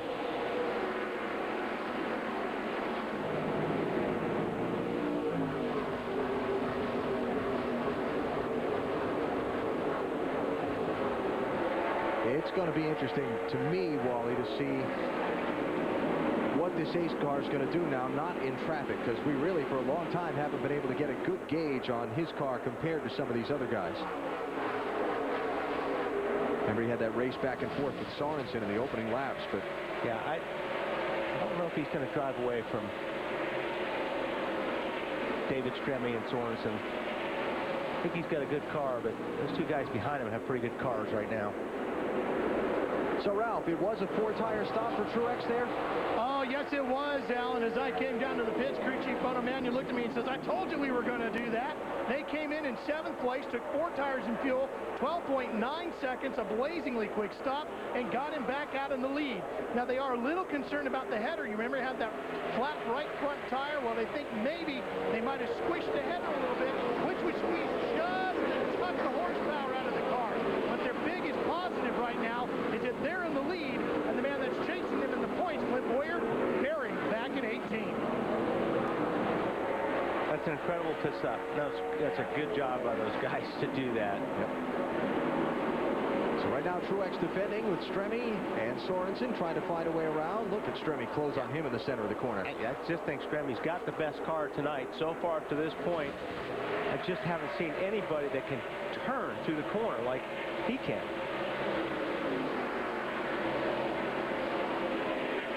On the exchange of pit stops, Tony Raines up to 4th spot, Mike Wallace up to 5th.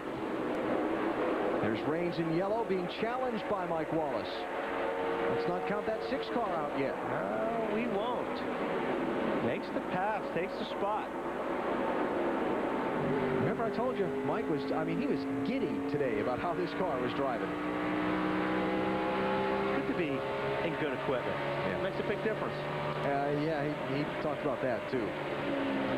He said, you know, when you're a driver and you're in a car and it's not handling right, it can really shake your confidence. Is it me? Do I not know what to tell the crew? He said, then you come out on a weekend like this and you get in a car like this that just hooks the bottom and you can do anything you want to with it. He said, it really pumps you up. Yeah.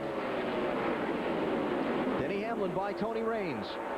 That was for 5th place. Here comes Carl Edwards. Little calling card there. And here comes David Stremme. He's going to look. Although the 8 car's been able to get down pretty low in the corner, so Stremme hasn't been able to turn underneath him just yet. I say just yet. Left yourself an out. And you might have needed it. Well, doesn't quite have enough there unless Truex leaves it open for him. There it is.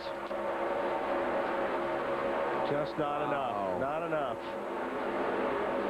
Still got to get back into the gas and be able to slide up a little bit, and Truex didn't give him any of that. 50 to go. Long time left in this race. Wow, Stremme up the hill a little bit. Reed Sorensen for second.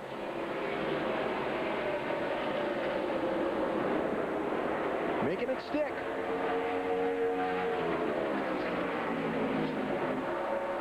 Wow. Yeah, that's a little bit shocking. Not shocking, but I didn't think the 14 was going to get past. It's worth a raised eyebrow. So Sorensen to second now behind Truex. Kind of back the way the race started. 8 and 41 cars, first and second. Well, clean air. We always talk about being in clean air, and that's such a premium. The 14 car was in clean air for a lot of that time. He was out front. Now he's back behind these guys, so it may be affecting him. Ralph? One of the things that David Stremme just said on the radio is he says it feels like the tongue's motor's hanging out. Let me turn that around for you. He says it feels like the motor's tongue is hanging out, kind of like mine. We knew what you meant. Guess if you were going to stumble on something, that was it, right? David Green, Johnny Sauter, Paul Menard, 27, 1, and 11. 11th, 10th, and 9th. That's close there. 27 and the 1.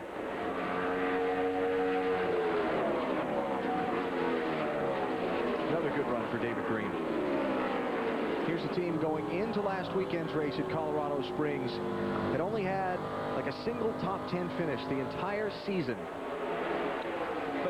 But you know, Al, I was talking to David about that. He said, you know, we've been good. We've had good race cars. We just haven't had the results. We were talking about, you know, it makes a big difference if you're having a bad year, but you're having good runs. You know, there's some light at the end of the tunnel. It's not like you just had bad runs and you backed into a win. They've been a good team. They just haven't been able to put the finishes together. David trying to crack the top 10. And does move up into the top 10 for last week's winner and former series champion, David Green. J.J. Yaley there in the 18 car. You know, we both of us talked with David Green. I think everybody in the garage talked with David Green here at St. Louis. When I talked with David, he talked about the reaction to his win from people in the sport being the most gratifying thing about his victory last weekend. We can still do this, and you know, it's the day and time of the 18 and 20-year-old guys, but these are that one last week was for all the older guys, or more experienced guys, I might say. And I know Dale Jarrett and Ricky Rudd and Terry Labonte and gosh, Mark Martin, all those guys inspire me week in and week out, watching them go up against those young Kyle Bushes and guys like that, Brian Vickers. So that was a special win for us. David, 47 years old, can relate to a lot of those guys he named off just there. And I think he's right. You know, when you're a race car driver, you're not really worried. You're not as worried about what the fans or the press or anybody else, you know, about winning a race or whatever. You want the respect of your peers. And David has that. Yes, he does. David said when he picked up his cell phone after the victory lane and after the winner's interview and that kind of thing, when he changed his clothes and picked up his cell phone, he had 57 missed calls, and his voicemail box was full on till Tuesday before he could keep up with the congratulatory phone calls. I don't even know 57 people, so I wouldn't have that problem. And you sure wouldn't have 57 people calling to say attaboy? My mother would, but yeah, maybe. Not 57 times. So David running 10th. Here's the race for the lead. Nothing changed. Truex, Sorensen, Stremme, 1, 2, and 3. Mike Wallace a little farther back in 4th. 43 laps to go. Pretty good race. Although Truex is able to stay on the bottom, and that's why he can keep that lead. And remember, these guys probably on the tires they're going to finish the race on. Big rally for Martin Truex to the front. Can he hold it till the finish? 38 laps to go. Gateway International Raceway near St. Louis. You're watching the race for the win. Martin Truex Jr. in the 8th. Reed Sorensen in the 41. If Reed can just keep the car to the left a little bit of the 8 car, it looks like he's getting enough air pushed down on that left front fender where the car turns better. But if he goes into the corner directly behind the 8 car, he loses the nose. So he's trying to get underneath Martin, but Martin's car is working pretty good on the bottom as well. Chunks of you. See right there? Yep. Get right on him. But then he almost has to get out of the gas because he has such a good run, and then he loses it again. And you bump him, that's about as on him as you can get, huh? Yeah, he needs to time it, you know, to where he can, when he gets that run through 1 and 2, he can stay on the gas and pull up underneath him. And Strimmy hasn't lost much either, sitting there in 3rd spot. Here's a race for 6th place. 33 Tony Raines, 60 Carl Edwards. The lap car is the 7 of Jeff Fuller. And Edwards through to pick up the number 6 spot. Yeah, Carl used Fuller to block in Tony Raines. Whatever it takes. Hey. And Tony Raines tonight, pretty solid run driving for Kevin Harvick Incorporated in that 33, Lindsay. Yeah, pretty solid. And it's pretty solid when your owner pays you a surprise visit and sits atop your pit box. Kevin Harvick himself, NASCAR Cup driver, is atop that pit box right now. He's cheering on Tony Raines, and currently Tony has fallen back to the 7th spot. They said the car's been tight all night long. We know Kevin's been on the radio saying you can get it done, you know, keep it going, keep your confidence up. Tony's best finish so far this season was 4th place at Nashville. Let me tell you about surprise visits. Sometimes that's a good thing, sometimes it's a bad thing. Personal experience? Well, I'm sure Kevin came down to see what was up with these guys and kind of observe a little bit. Now here's a guy who has not run to his liking tonight whatsoever. 2nd place in the championship coming in, Clint Boyer. Led about 2/3 of the race in Colorado Springs last Saturday, but he is mired well back in the field. 14th place right now. And with Truex leading, he's going to give up some more ground in the championship tonight if they don't find some rabbit to pull out of the hat.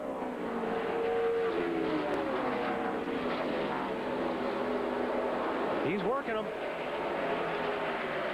He's working them. See if he can go down here in turn 1 and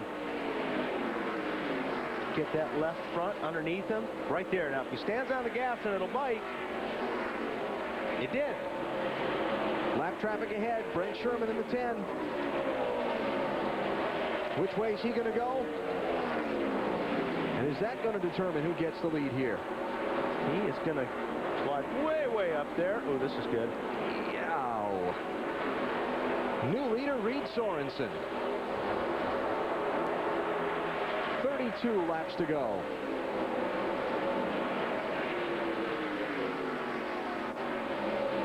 Nicely done. Sorensen, just 19 years old, his 27th NASCAR Busch Series start.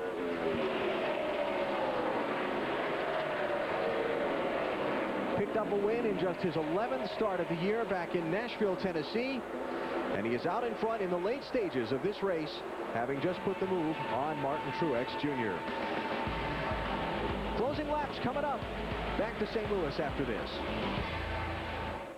As we wind down our action tonight, we look ahead to Indianapolis and Bud Pole qualifying next Saturday here on TNT, and a look at the home 1-2-3 bubble drivers in the Nextel Cup Series, who will be looking to make the field and make the chase. For the NASCAR Nextel Cup, log on to NASCAR.com for more information.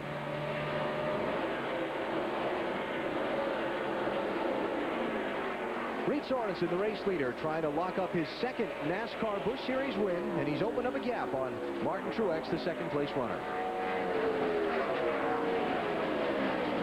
Ralph, what's going on with the A-car? Looks like his lap times are still pretty good. Wally, this is one of the trickiest and most mentally challenging times for a race car driver. Martin Truex is radioed in and says it feels like the wheel might fall off. He's got a bad vibration. Crew Chief Kevin Bonomanian said if you need to pit to get a new tire, you come in anytime you want to. Problem is, there's 25 laps to go. He's sitting in 2nd place, and Clint Boyer, who is 2nd in the point standing, sits back in 14th. If he can hang in there and ride this vibration out, he will crush him in the point standings here tonight. But Wally, what do? Do you come in, or do you hang in there and try to win yourself a championship? Well, I'll tell you what most drivers do, Ralph, that hang in there. You just gotta stay in there until the point where you think the thing is going to fall off. If it's your call, the driver's not going to want to come in and give anything up. So it just depends on how bad it gets for that driver. And driver knows when it gets to the point where, you know what, this thing ain't going to make it another lap or two. I need to come in. Risk reward. St. Louis. Some smoke showing from that car. He ducks down onto the apron inside turns 1 and 2. And we stay under the green flag. Tough luck for the Virginian, running 16th at the time. And checking back on a race for 4th place, Carl Edwards closing in on Mike Wallace to try and take that spot from him. Pretty good night for Carl. I know he was up there racing for the lead before, but to start last, as they did, and to be up in the top 5.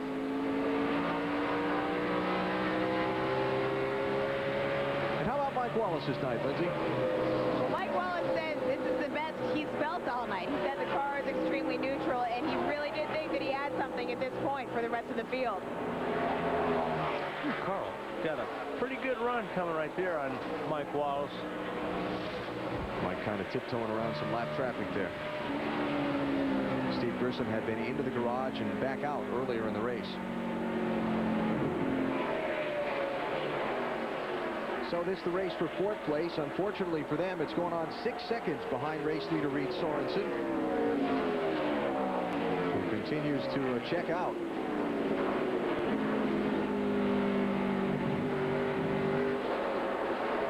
There's the gap. Sorensen to Stremme, Truex in the black car, and Mike Wallace beginning to catch Truex.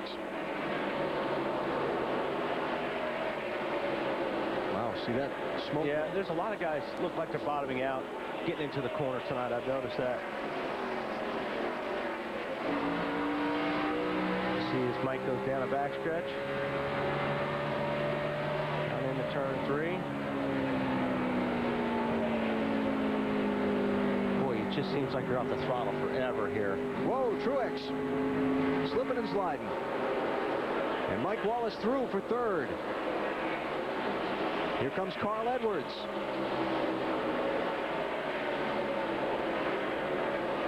Trying to get by. Boy, Truex, that vibration must be getting really, really bad. Yeah, this could be big here in a minute. Is he coming in? Looks like he may be pulling down the inside to come in and get whatever loose fixed. 20 laps to go. Championship leader is going to pit from 5th place under green. This is big for Sorensen, big for Clint Boyer, and big for Martin Truex.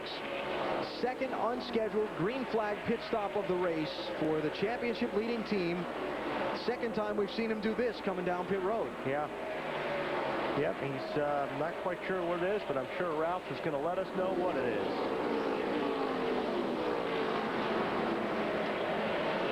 Well, here comes Martin Truex down the pit lane. Remember, the last pit stop was a 12.9. They got him out with 4 fresh tires. Again, that vibration must have just gotten to the point he couldn't handle it anymore. It looks like there's a problem with the right front tire. It looks like that might have been an issue. We'll get a look at it when they get done. He's back underway.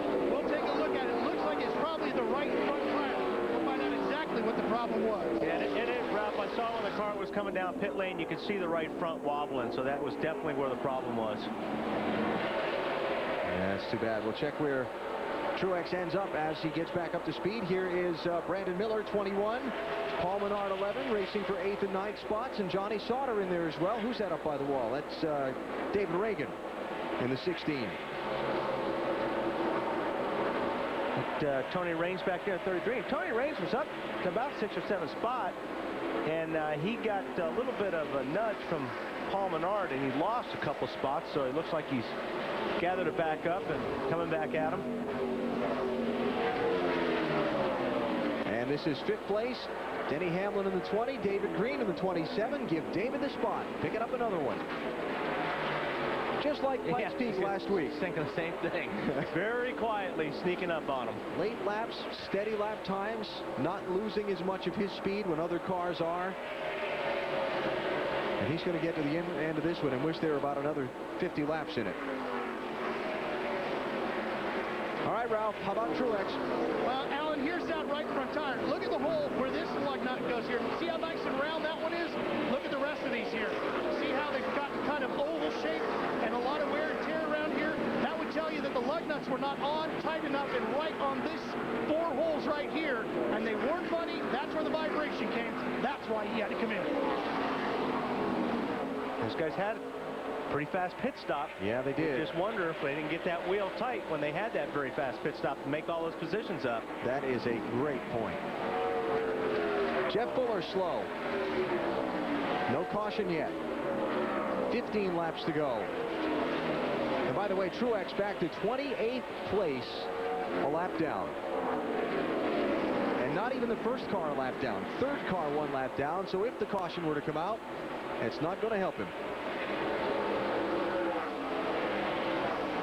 And once we get inside 10 laps to go, they don't give out the lucky dog anyway. So yeah, it's going to be a tough night for the champion. And kind of take your licks on this one and move on. Yep. Trying to pass the 6th place car, Denny Hamlin. And I'm sure driving with a little bit of anger. I'm sure you're right. Exactly. Oh, man.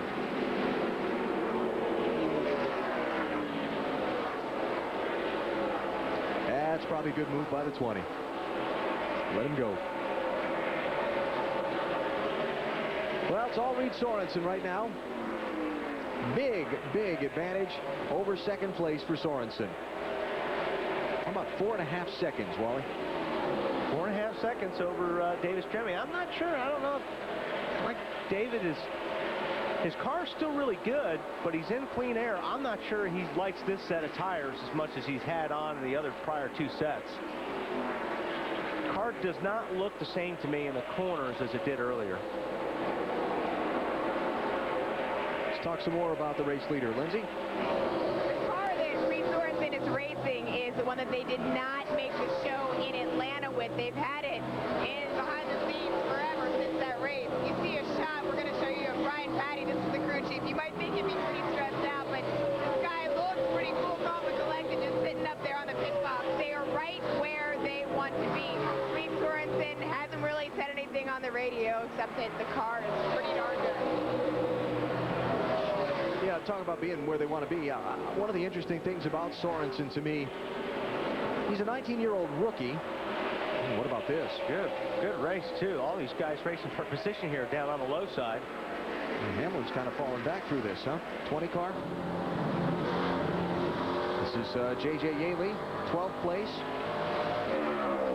And that 2 car is up in 9th spot. Clint Boyer. Yep, in the late going. And for 3rd place. He's been working on old Mike Wallace, but you know, Mike Wallace isn't really very easy to pass. He will make you work for it. Very hard. Carl Edwards trying to find a way around Mike Wallace for 3rd. So from the looks of things, with 10 laps to go, Mike going to come out the best of the Wallace brothers tonight. Rusty involved in a crash earlier. And Kenny involved in a bump and spin earlier. Rusty done for the night. Kenny has continued. Oh, trouble for David Stremme, Ralph. Alan, in the closing stages of this one, the car that seemed to be so quick early on has just missed pit road, and he thinks he has a tire going down.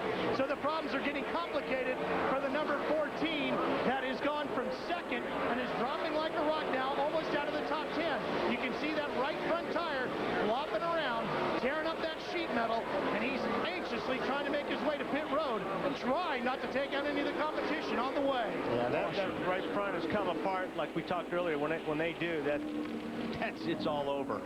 Starts ripping your car to pieces. Tossing debris everywhere. That's the reason for the caution flag. And a good night gone bad for David Stremme. And you know, I mentioned that his car did not look as good in the corners those last 10 laps. Maybe he had that tire going down for a while.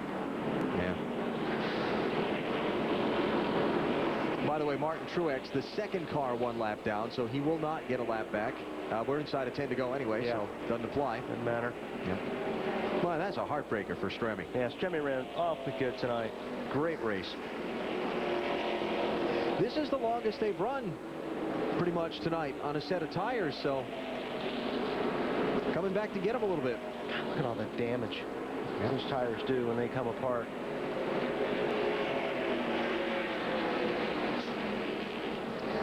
Well, what a mess, Ralph.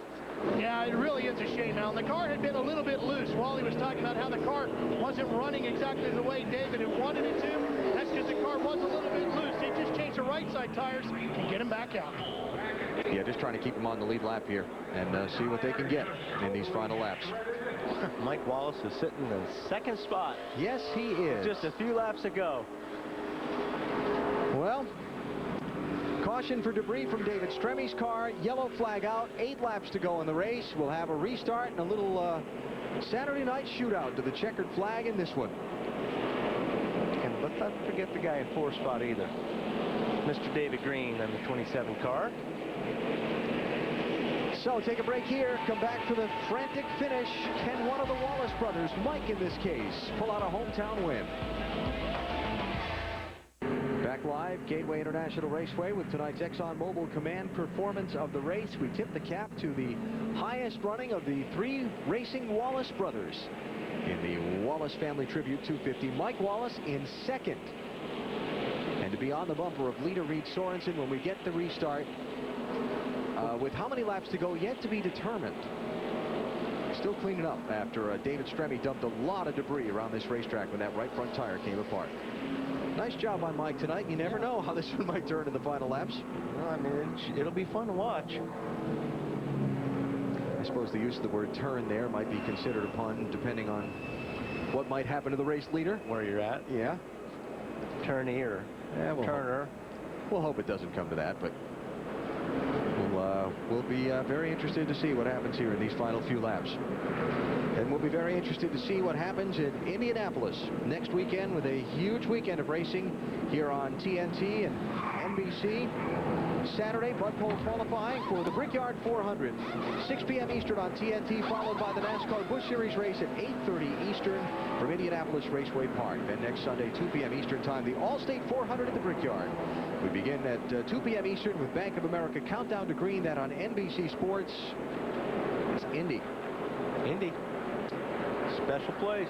Yeah. Can't wait.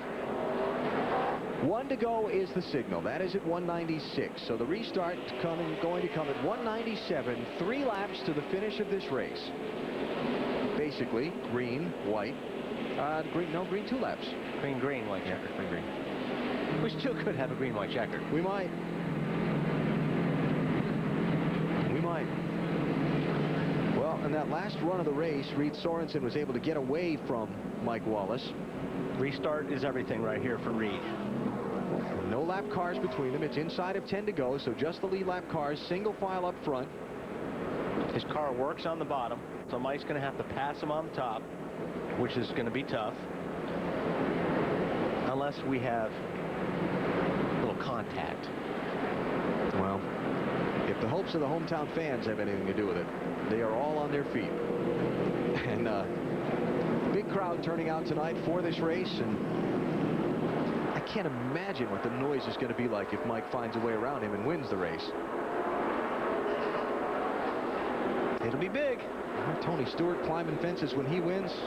It's a big fence here. Let me hate to think of what Mike Wallace might do. Like 80 feet tall here. Pace cars off.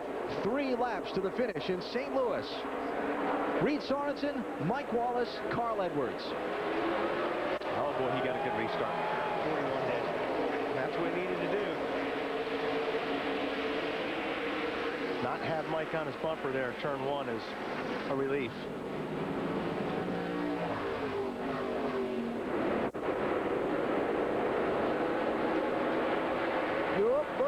Trouble in the back of the field. Now they all straighten it out. Had a little bumper tag going in turn 2. Thought we might see a caution.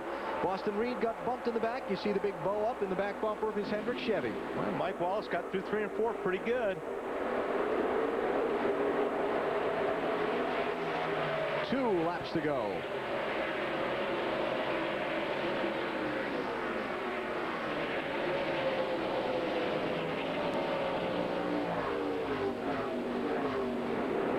Sorensen able to open the gap a little bit on Mike Wallace. Yeah, that car's been pretty strong, especially since his last pit stop. Well, Carl Edwards is starting to make some ground on Mike Wallace. And we come to the white flag. And the final lap tonight here in St. Louis.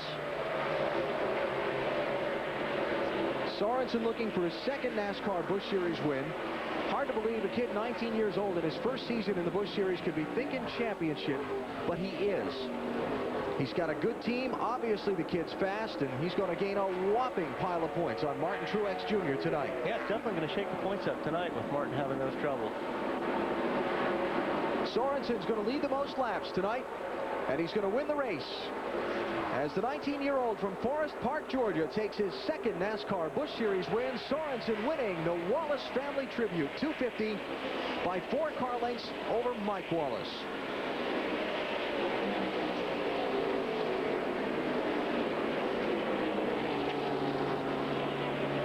What a job. Took the lead for the final time with 33 laps to go. Nice move on Martin Truex Jr. in lap traffic. And the Ganassi Racing team putting the car under the kid to get the job done. Truex is going to come home 26th.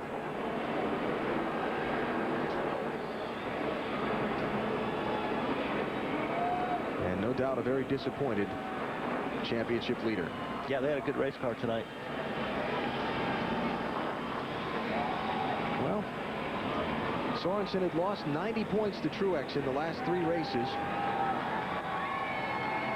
He's going to gain a bunch tonight by leading the most laps in this one and winning the race, and I think he's getting ready to fire up the burnout here. Our winner celebration presented by Reese's Big Cup. Reed Sorensen, the Victory Donuts.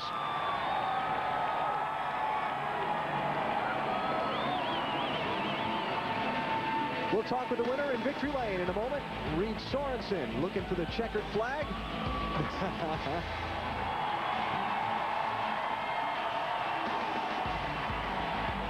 And he'll share the moment with the crowd and now drive back around to the winner's circle.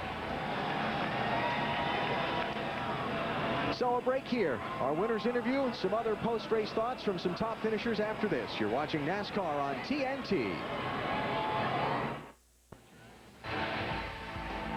NASCAR Busch Series racing from Gateway International Raceway on TNT is brought to you by Home 123, the official mortgage company of NASCAR. Enter the Home 123 Pay Off Your Mortgage sweepstakes today at home123.com. By Domino's. Get the door, it's Domino's, the official pizza of NASCAR. And by Warner Brothers' new motion picture, Dukes of Hazzard, in theaters Friday, August 5th.